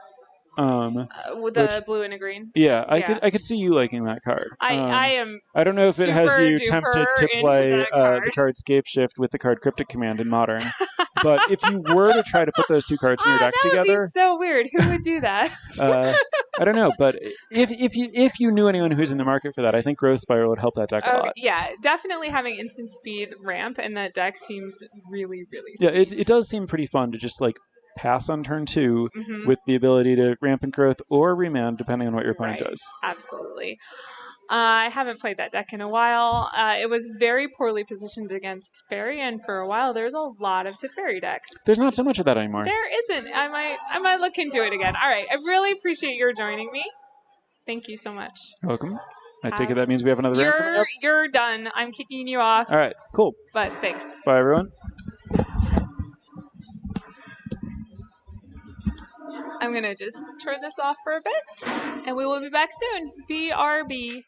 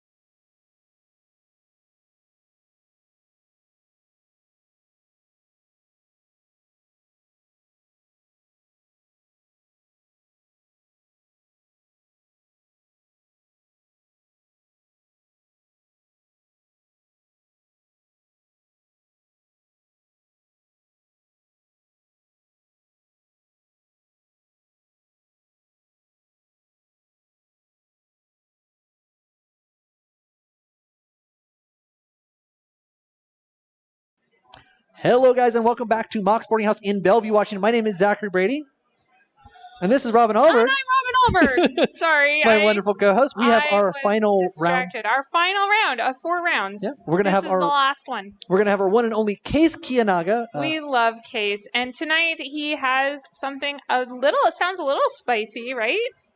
I think so. It is. It should be a blue-white Eldrazi blue-white Taxes. flicker.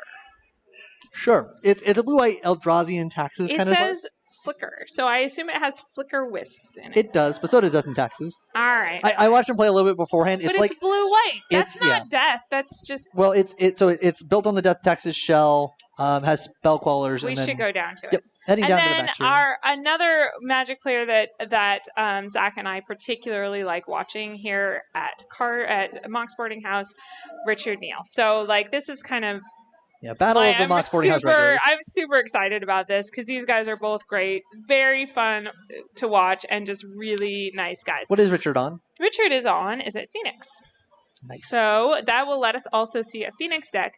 David Byer, I'm sorry, you did not get blacklisted. It's just that I didn't see your question, and so I didn't get it in. I'm sorry. Perfect. Yeah, so both these players are very, very good Magic players here. We're starting off with a Eldrazi Temple and Aether Vial here from Case Kianaga. Doing lots of fine work over there at Wizards of the Coast in various R&D departments. Currently working on Transformers. If you haven't played Transformers TCG, it is fantastic. That sounds amazing. I saw Bumblebee this week. Yeah, you get big cards. You get to flip them. It's good times. That sounds amazing. All right. So Case leads off with an Aether Vial and Bennett with an Opt. Richard Neal with an Opt. I'm sorry. Now, the interesting thing here is that before the tournament started, this is always what happens. Case Kianaga and Richard Neal were jamming games against each other. Oh. Just getting reps in as they're testing out their new decks and figuring out what they want to do. And also, they're good friends, so just getting good games in. So, of course, when you play against your friends multiple times before the tournament starts, you are inevitably going to get paired against them at some point. And not only that, but the coverage people are going to stick you on the camera. Of course. We always make friends fight friends. That's right. Okay, so Case has a very nice turn 2 Thought-Knot Seer. That is amazing. I like turn 2 Thought-Knot Seers. I wish this deck did that more often. Yeah, I think if this deck did turn 2 Thought-Knot Seers more often, it would see more play. It would, yeah. If it had a more reliable Thought-Knot Seer, like if there was 8 Thought-Knot Seers in the deck, I think the deck would be much better. So here we go. We're gonna play like the thing that puts a different guy into play. That thing is terrible. So we're gonna see a Manamorphose here. It makes a blue and a red. Then we're gonna see an Opt come out here. So interesting that Richard Neal is on these mutagenic growths. We've been talking a little bit in our kind of collective play group as well as through our Phoenix Discord. There is some options of doing where you max out on like Monastery Swiftspears and you go to the full 4 copies of it, which isn't typical, and then you run a bunch of mutagenic growths and be as aggressive as possible. Interesting. Well, I really like it here because he's just going to get to mutagenic growth.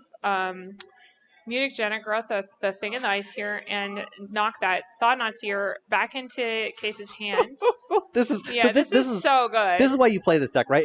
And this is the downside to like Thought-Knot Seer against this deck is you get to take a card, but if they get to combo off with their thought or with their thing in the ice, all of a sudden it now redraws them a card, and he actually needs to draw a card off of Thought-Knot Seer. Yeah, he gets to draw the card off of Thought-Knot Seer, leaving the battlefield, which is great.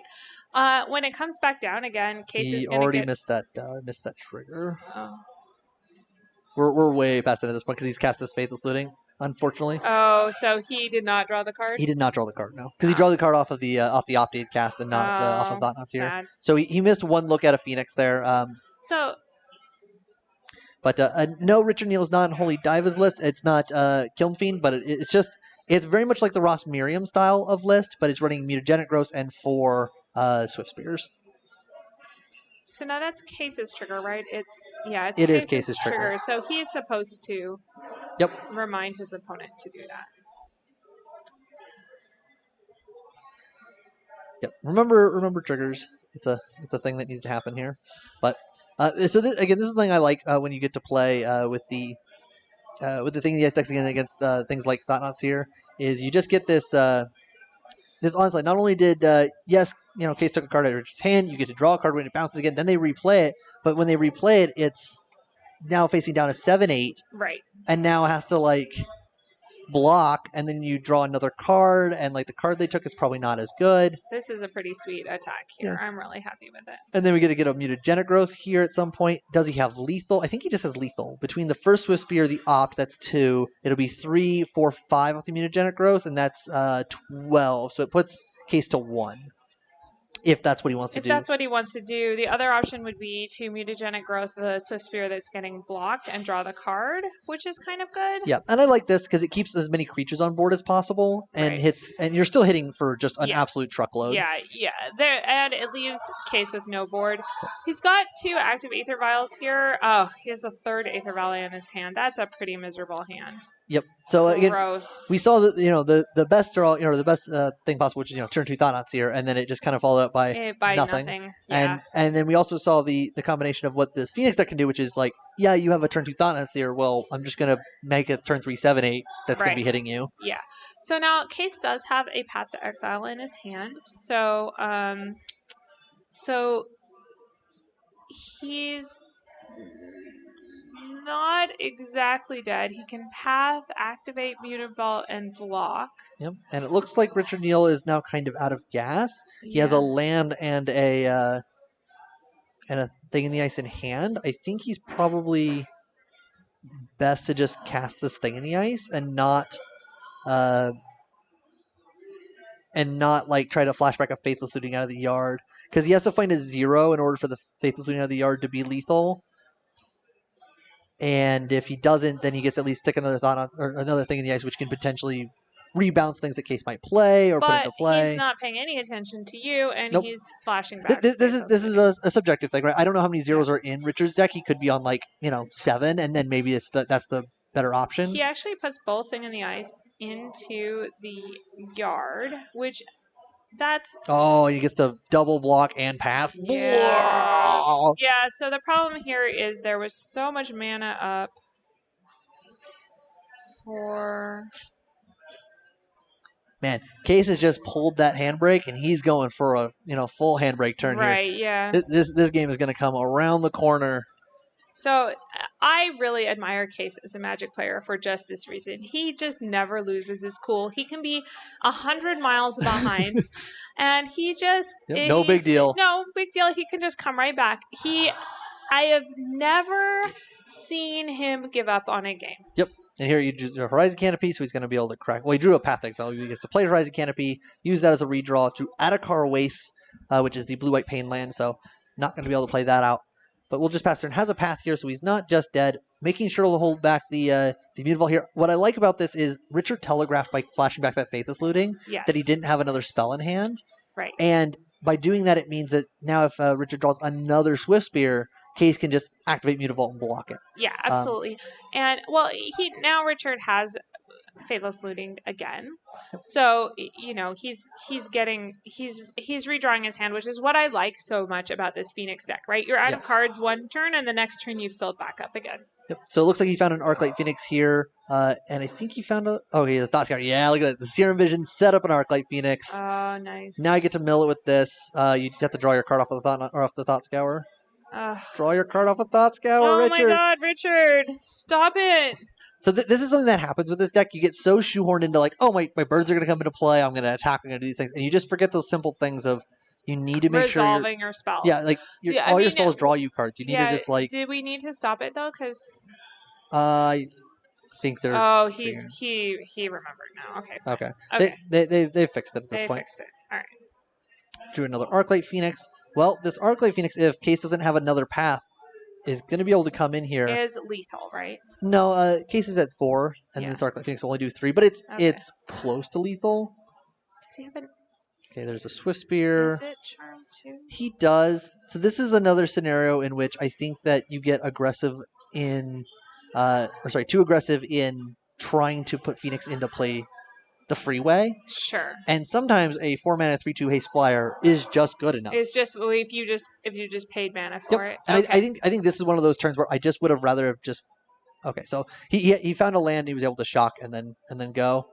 All right. So cast a is spell, didn't not he? dead. Yeah, Yeah, okay, that well, was not dead. Case, It was. Case scooped it up. Did not have an answer Oh to the my flyer. gosh, Richard needs to play tighter though. We're Yeah. gonna lecture him when we talk to him later. Definitely. So, but this is the thing I think that also kind of gets overlooked with this Is It Phoenix deck. I think that a lot of people look at this deck or look at a deck list for the Is It Phoenix decks and go, "Oh, I've cast all these spells before. They're ops, they're Thought Scours, they're Yeah, Serum I know. They're cantrips. I just got to make reasonable Magic decisions, Right. you know." And then when you start to play the sequencing of the deck, you're like, "Oh, this deck has a lot of weird sequencing." Like, do I cast my Serum Visions on turn 1? Like almost every other Serum Visions deck, you're more than happy to cast your Serum Visions Right. on 1, right? This deck is like, no. You're going to do nothing You because just you're going to hold play. it. Well, like, not always. So it depends on what's in your hand. But, like, you set up for, like, a turn 2 thing in the ice, but you need to hold the Serum Vision. So turn 3, you can Right. look deeper to. Because, like, also the weird thing with your scries, a lot of times with Serum Visions, it's like scry lands to the bottom if you don't need lands, keep spells on, you know, and or, you know, Right. vice versa, depending on what you need. With this deck, a lot of times it's like, well, I'm on my Phoenix combo turn. I'm gonna bottom these 2 spells because they're both cantrips that don't do anything, right? Sure. So you need a bottom. You give yourself as many looks as possible to find your outs or find the your things. Phoenixes. Yeah, I was also very surprised with how many main phase ops there was out of Phoenix decks. Right? It's crazy. It's so many. But I think that people get into a routine of main phase opting, and then I had people just turn 1 main phase opt against me. I'm like, that cannot be right. Like, No. I believe you that you're main phase opting later when you're getting your thing in the ice online. Cool. But don't do it right now. Come Agreed. on, there's no reason for that nonsense. Yeah, totally agree. And I think that, like, that's one of the big things you have to shake with this deck is that I would say every game, or not every game, most games have a different play pattern from the previous one. You have lots of games where you have to do this, like, it reminds me a lot of Twin, where you do, like, this tiptoe battle of, like, I'm interacting, I'm playing my combo stuff, I'm interacting, I'm playing my combo stuff. And, like, you have to find this happy medium balance of, like, when you're going to turn the corner and go for it. Right. We had a question in the chat here. That what do we think about the Hollow One Mono Red Phoenix deck? Now you were saying that you prefer the blue red. Yeah. So I have issues with the Hollow One specific version because I feel so in the Hollow One specific versions they usually only run 4 cards that let you choose what you're discarding. Which I don't like when you're running Arclight Phoenix and Fiery Tempers. Like, it feels awkward to me. And I think it's a fine deck and fine shell. It gets to do Hollow One things that also have this backup plan. I do think the Bedlam Revelers in that shell are not good. Because there were too many games that I played when I was playtesting it where I ended up with, like, weird numbers of creatures in my graveyard and not enough spells. Sure. And then also even, like, its effect wasn't exactly what I wanted to be doing. So instead what I would say is I would recommend splashing a color that lets you play Delve Threats. Because I still think the Delve Threats are good and you can play around delving your Phoenixes. And then I think the deck has potential overall. I do think it's still a good shell. I'm also just not personally a fan of Burning and Korean Goblin Lore. They just are not fun, interesting cards for me to play. Yeah, I feel the same way. So looks like, did Case get down a Rest in Peace? No, that is a Wall of Omens. Oh, it is a Wall of silly me. 2 mana white spell in Modern. And Get a Phantasmal image my Wall of Omens now. All right. Sweet. That's nice, a Grafdigger's Cage there in Case's hand deck. now as well. So the one thing I really like about the Phoenix decks in general, right? And so the Mono Red Phoenix deck I think is more in line also what I want to do with the Mono Red stuff. It's more burn oriented. Yeah, definitely. Yeah. And it makes sense. But the thing I like is where Graveyard Heat is okay against the Phoenix decks, it's not the end of the world, right? And it's something you can be like, okay, well, like on this board state, if Case goes, cool, I have Grafdigger's Cage, that would be good enough against Dredge. And the Phoenix, well, I have Swift Spear plus Thing in the Ice. Right, yeah, like, it's not good enough here. Whatever. Yeah. I was thinking about Grafdigger's Cage for Tron for this matchup. I think Relic is better because it at least cantrips. Sure. It's a little slow, and like you have to leave a mana open for it. But I think that all you need to do is buy the extra turn to not die on like turn 3. And then again, when you get to your turn 4, you should be fine to sweep the board. I definitely think it's a matchup in which you can't lean too heavily on Wurmcoil Engine as your payoff. Oh, for sure not, because you could just get it. Bounce it to your hand, and then it's really bad. I do think that Worldbreaker is pretty good. Because while it can still be bounced back to your hand, exiling a land is kind of costly in an 18-land deck, as well as it has reach. Yeah, so it blocks Phoenix. So it blocks Phoenix, and it's a and it can you can recur it. So it's not like it's still not the best, but it's still better. But yeah, like the Tron matchup is interesting. Again, I think a lot of it comes down to sequencing, and like it's a harrowing matchup for the Phoenix deck. You can easily get underneath them, but you need to. We had another question about Richard's deck. Do you know if he's on the Drake plan? I do not. I think if he's on I think this is Case Kiyanaga's exact 75. I think this is the he borrowed it from Case before the event. Or he's on Matt McCullough's 75, and Matt McCullough is doing the same thing with the mutagenic growth. I think they've cut Drake altogether from the sideboard. I think. I don't disagree with that plan either. I've considered that as well at times. Drake is definitely the most cuttable card in the deck. And in fact, we're even considering right now, I'm going to probably test the new Sphinx that was spoiled. For, right. This is a 4-mana Sphinx. It's It's 2 blue and 2 colorless. If you have it in your opening hand, you can reveal it and scry 3. Yeah. And at the beginning of your upkeep, you can scry 1. Yep. So if it's in play. Yeah. So it's a 4/4 flyer for 4, which Drake is a lot bigger than that in cantrips and is just kind of insane. I'm gonna be honest, I haven't cast Drake a lot, and if you're looking for a threat that's outside of that, I kind of like one that like if it's in your opening hand, giving you a scry 3 makes your mulligans better. For and, sure. Like, it seems insane. So it's so deep. Yeah, it leans you a little bit more on the combo path, but is not like it's not the end of the world. So I'm not totally sold on it. It definitely that slot in the deck is the most cuttable, right? Okay. I don't. So the Bedlam Reveler plan I like from the John Stern lists that are more burn oriented, because I think that's what you want to be doing. However, I think it's awkward still, even with Bedlam Reveler, because you get your sideboard plan is like counter spells and like Surgical Extraction or Ravenous Trap, and like you get into these positions where you're like, well, I have no threats in play, so I need to play this Bedlam Reveler, but that means I'm discarding my sideboard card against a matchup which is probably very good, right? Yeah. Like, because that's why you bring in those cards. Looks like we have an Eldrazi Displacer here for Case. All right, so Card is pretty good. It's not live right now. It's not, and Richard does have a Bolt plus a second Arclight Phoenix, and this is what we're talking about. I think we might even just see Arclight Phoenix Bolt this Displacer. We might see a Bolt on Reflector Mage instead. So there's the thing in the ice. Don't like this. Okay. I guess he's bolting and this then anyway. He's bolting so that's fine because it gets a. Oh, sorry, we had to adjust life totals. We have 16 to 14. I still like probably casting the Phoenix here instead because this Grafdigger's Cage is in play. You don't have any ways to get rid of it. Case's deck has a lot of ways to get Thing in the Ice off the table before it flips. If it flips and your Phoenixes go back into your hand when you can't get them back into play because of Grafdigger's Cage, it's much worse. Sorry, where's Grafdigger's Cage? Oh, I thought it was in play. Maybe it got abraded. It must have gotten abraded. Yeah, it's not on a field anymore. Okay, never mind then. Problem solved. Cool. We're on the same page now.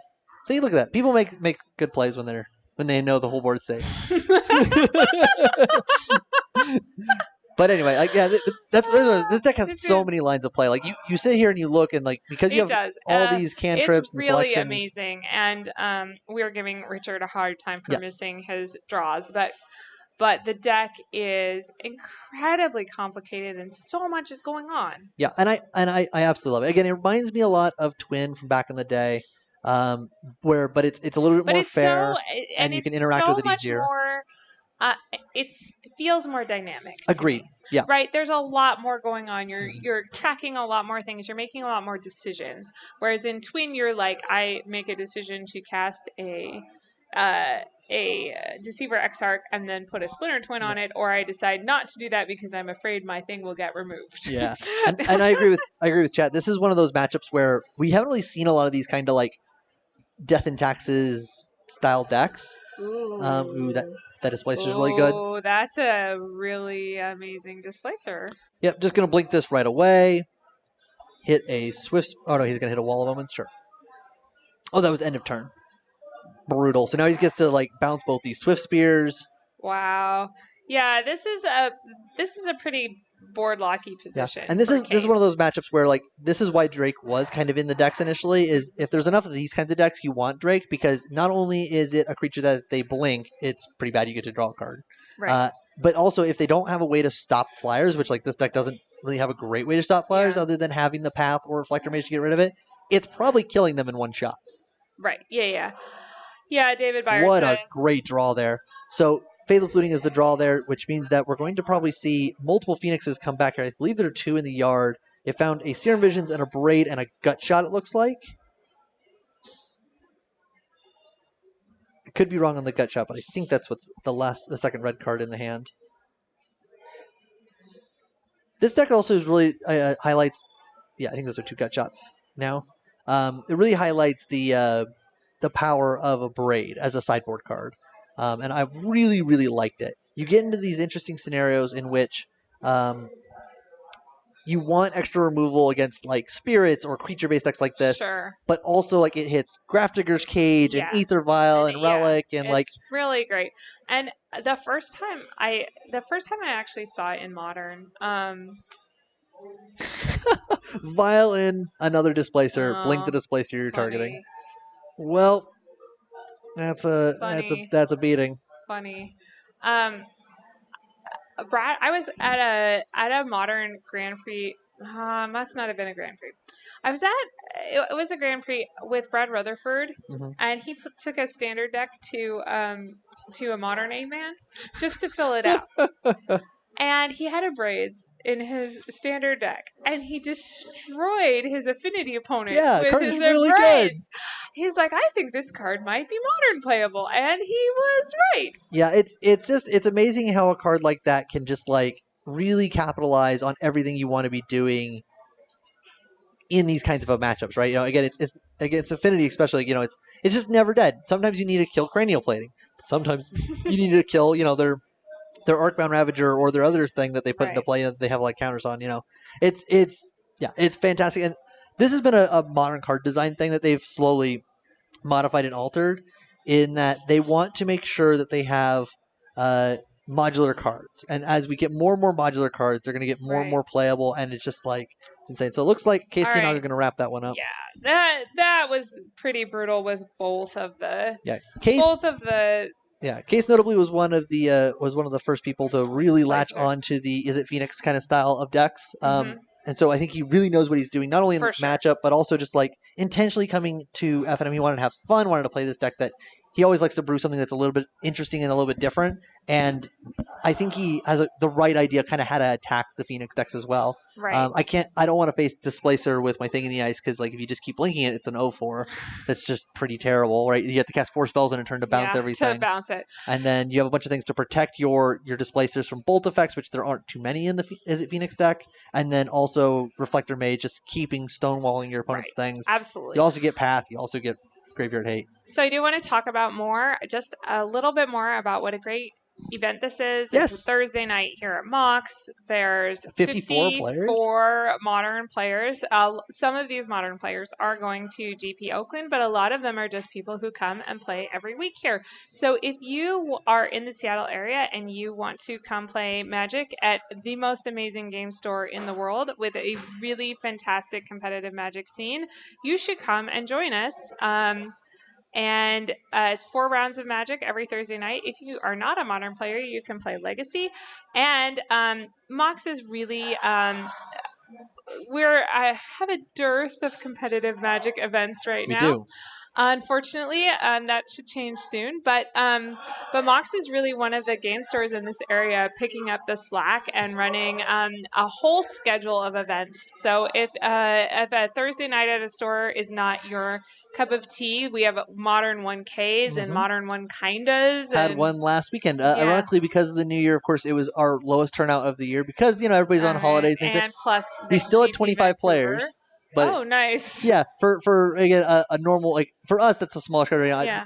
It's probably the first 1K I've been to where we've had less people than our Thursday night Moderns, but like that's still a pretty hefty number of people to come out for a 1K on a New Year's Eve weekend. That just Sure, when there's also a Grand Prix very close by. Yeah. So yeah, please come and talk to us sometime when you are here. I'm going to be here Thursdays between now and LA. Nice. So when I'm going to be LA? practicing a lot of different decks. LA is the first weekend in March. First weekend in March, okay. Yeah, so 8 weeks from now. Looks like Richard's going to start us off with Spirebluff Canal. We got Adakar Waste into Aether Vial, opt at end of turn. See, that's when the opt should be played on round 1. Maybe. So again, looking at it, save it. Yeah. So like looking at his hand, I might consider saving it. Looks like that's a Ral Izzet Viceroy out of the sideboard. Oh my gosh, what does that even do? So Ral Izzet Viceroy is 5 mana, 3 blue red, and it's uptick. You essentially, it's like sleight of hand. You look at the top 2 cards of your deck, you put one into your hand, the other goes into your graveyard. Okay. And then its minus does damage to target creature equal to the number of cards in your graveyard or exile. Oh. And exile. So like you get to essentially just kill a big creature. And then its ultimate, like most good Planeswalker ultimates, it wins the game. It says whenever you cast an instant or sorcery, you shock something and draw 2 cards. Ooh, exciting. So you're probably winning the game with that Yeah. ult. So this is kind of the idea for the this is a Ross Merriam style of Case is at thing. 19. Oh, sorry. A Ross Merriam style of thing of you wanted to be more of a control deck post board in some matchups. Sure. And so he has this. Again, I've been of the mindset that the 5 mana is just unfortunately too much. I think it the feels card. like too much right Yeah. now. I've played Rallies Viceroy in Blue Moon Shells in Modern, Mm-hmm. and it's fantastic. It is. I keep saying this to a lot of new Planeswalkers. It's better than Jace the Mind Sculptor. Like it's Ooh. because unless you're on like the Through the Breach plan. So is Teferi, guys. Yes. So like unless you're on the Through the Breach plan where you're like a combo deck that needs to find 2 pieces, like Ral just sat on the board and draws you cards and wins you games and acts as removal, like good removal. And like Jace just doesn't do it. He just doesn't have enough loyalty, right? That was kind of my issue when you're drawing cards is he doesn't have enough loyalty. Right. So I like him and I think he's a very good card and I think he would fit in this style of deck. Isn't it funny how all those years people were saying that you could unban Jace and it wouldn't be that big a deal, and they were right? Yeah, I thought they were crazy. wrong about Golgari Grave Troll, but Well, no, they were right for 2 years or whatever, and then like we got Cathartic Reunion and Prized Amalgam. Sure. But anyway, my point being though is that I think 5 mana in the 18 land deck, as it currently is configured, is too much. Yeah. Unfortunately. So again, there's been a lot of solutions for a lot of different decks to try this, or to try to fix this problem, right? And you fix this problem by, for me, it's adding black, and I run Bitter Blossom in my sideboard. Nice. It's a similar card. It comes in similar matchups, right? It's probably less good Costs here, 2 but mana. it costs 2 mana. It can come down proactively, and then you can sit back and you can still play your combo game plan. Sure. And do you have problems getting the black mana, or you find that mana base It's is been very just easy. as easy? Yeah, so I run 8 fetches instead of 6, like most people. I Okay. only like 2 Spiral Bluff Canals because I don't like Guild Gates. Sure. And I have a feeling whenever I play with more than 2, I have a feeling that they come in tapped more often than I would I like. So 2, they like never come in tapped. Like they'll almost always. If they're going to come in tapped, you can discard them and they're fine. But 3 or 4, sometimes you're forced to play them tapped, and I don't like them. I have 2 shocks, and with 8 fetches, it's pretty easy to get black. You also get Collector Brutality, which I put in the main board. It's technically a sideboard card, but the issue with the Arclight Phoenix decks is that it's like a spell stutter right here going to be countering a lightning bolt. So this is really exciting, actually. So Case swings in with Spell Queller. Richard goes for a lightning bolt. Nice. And Case tries to counter the lightning bolt with Spell Stutter Sprite, which gets gut shotted in response. So that was a very cool What a volley. series of plays. And then the Arclight Phoenix got Path's exiled. What a nice end. what a nice sequence of just like players hurling spells at each other's things. That was a stack. Yeah. Oh my gosh. Yeah. So but anyway, so the issue with the Arclight Phoenix decks, and I would say with all the blue-red ones, right, specifically, is that I think all the versions, if you're splashing other colors, if you're not, a lot of times the things you're doing is you're adding sideboard cards to your main deck that are still fine cards to run in your main deck if they're not stellar, because you don't have enough room in your sideboard for cards. Sure. So like things like Lightning Axe right now are seeing main play in the main deck. Yeah, I've seen that. And part of that is because it's another discard outlet for Arclight Phoenix, and like you really want this effect in your deck, in your 75 somewhere, but you can't sacrifice 2 sideboard slots for it. Right. So you're like, well, okay, then it's going to have to sit in the main and be fine in some matchups and bad in others, right? So this is pretty brutal. Richard cast a Arclight Phoenix last turn. It got Reflector Maged, and now he just drew a second one. So he really needs to get these into the yard, and I don't think he has a way to do it since he cast it last turn. Yeah. Little bit of conversations here also in chat about the new white-blue hate bear, the Linvala. Oh, right, sure. Being unable to cast things off of a spell caller. I actually don't think that's not accurate. how that works. So, because it just says they can't cast it if they, they can't cast spells greater than the number of lands they control. So, like, it doesn't really work because every spell the Phoenix deck is casting is less than the number of lands they're going to control. Oh, sure. Like, because you can't spell queller a Phoenix coming out of the bin. Right. Right. So, but it does. I do think that card is very good.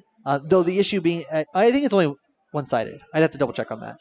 If it's universal, it actually works against you because you can't cast Thanasia or Reality Smasher until you have 5 mana. But I think it's just one-sided. I do think the card is very good and very playable. Again, more Tron hate the better. We did Sorry. not. That's fine. Sam Black was trying to convince me to play Rug Shift again. It's this one right there.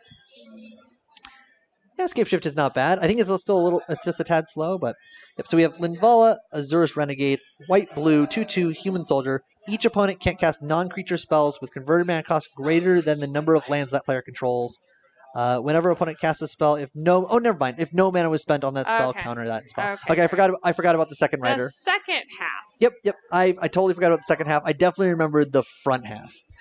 That card has a lot of text on it. Yeah, that card's good. Yeah, I like the card. And again, the fact it's only opponents, I would definitely see play in a shell like this.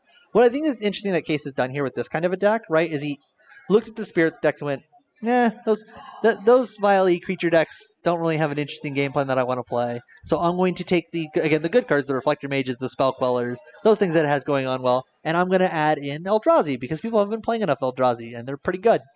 And I'm going to add in, other cards I want to play, like Spellstutter Sprites and Flicker Wisps. Yeah, when you say that it is a blue-white flicker deck, you really do not.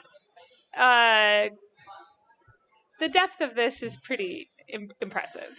Case is down pretty low in life total here. We're at 7 to 15. Sorry, guys, we have been 7 to 15. talking and missing life total changes. Zach has been. I have. And missing life total. I changes. love talking. I've been trying to pay attention to the game, Zach. Oh my gosh. Okay, so Case has just Flicker Wisped the Reflector Mage, bouncing an Arlight Phoenix to Richard Neal's hand yet again, so he can't cast that this turn. Richard has a ton of cards in his hand, oodles of cards forever. Looks like he's got a Monastery Swiftspear, which he has just cast. He's still got this Planeswalker, right? Yeah, still has this Ral, but again, the problem is if he sticks Ral and then minuses on a creature, it then just dies to the other creature. He just hasn't had a good turn to really stick it. This is definitely, again, showing the hole in this version of the Arclight Phoenix deck where you are trying to be as aggressive as possible, adding more Swiftspears, adding Mutagenic Growths.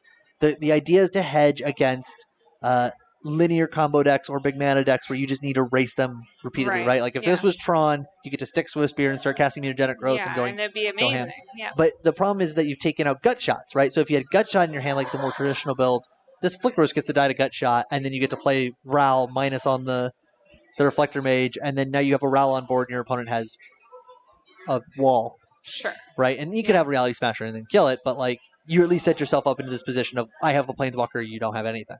Right. Richard takes a bunch here. I think 5. Yeah, it looks like 5. Down to 10. And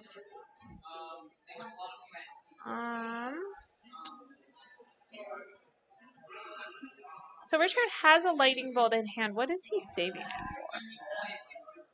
for? Another double bolt you. Oh no! Case had to take 2 damage for the Flicker Wisp. Oh no! The revenge of the Pain lands. What an Adakar waste. Oh no! Looks like he's got a Worship. That card's pretty hard for the Phoenix decks to beat. I bet. Yeah. Couple Rest in Pieces. I'm not as big of a fan of the Rest in Pieces, but Worship. Okay. Worship is that's some good. It's a beating because again, in blue red you don't really have a lot of ways to get rid of enchantments, and we don't run bounce spells like Echoing Truth or things like that because we're not like Storm that needs to rely on like anti-removal pieces to do our game plan. But Worship is bad against Thingonize, right? No, well, yes. Yeah. Okay. But the counter to that though also is your Revile deck, and Thinking Ice isn't great with Vile. Sure. Right. You can hold on something. Yeah. Okay. Like Worship does lose the Thinking Ice. We're definitely agreeing with that. We agree with that. We said that. But it does run into these scenarios where you have to have a Thinking Ice. You have to flip it. And Case has 4 paths and a bunch of Reflector Mages, so it's not and Displacers as well. So it's not. Flipping Thinking Ice, I think, is going to happen rarely in this matchup. Yeah, sure. So Richard Neal taking it down in 2 games here. 3. Or 3 games here, rather. Yeah, 3. Right? Yep, 3. Okay. I just can't do math. Okay, okay, great. Okay, thank you so much for joining us. This was amazing, and I love casting with Zach. Thank you, Zach. Hey, thanks so for joining me, much. Robin. I This always was love casting great. with you as well. Yeah. We All have right. some very memorable moments on camera. We do, and like we can just watch them endlessly. All right. They're great. Okay, so we'll see you guys. Well, I'll be here next week, but I'll be playing. So if you guys want to come and see me and play Magic here at Mox, would love to have that happen. And if not, I will see you next time I cast. Yep, and then we do stream on Monday. Monday for Legacy, 6:30 p.m. Pacific Standard Time. I also stream over on my channel Monday, Tuesday, Wednesday. I won't be streaming this week again. I took the holidays off for some family troubles that we were having. I have my folks coming into town this weekend, so we're going to pick things back up the following week. But Monday, Tuesday, Wednesday is my typical streaming schedule, 6:30 to midnight every single night, Pacific Standard Time. So that's Brady MTG. That's where I'm at. I can be found at. You can also find me at Brady_MTG on Twitter. Follow me there. I post before I go live with all the things. I take viewer submitted decks, mostly modern, some standard. So send me deck lists because that's the easiest way you can support me and all the things I do is give me fun, janky nonsense to play because I love playing fun, janky nonsense. Loves that. I will also play serious things as well because who doesn't like to win? But yeah, I play lots of fun. Thanks to the chat. You guys were great tonight. Fantastic it was people. Super busy. Yeah, you guys were Thanks great. so much for joining us. All right. See you next time. Ciao, guys.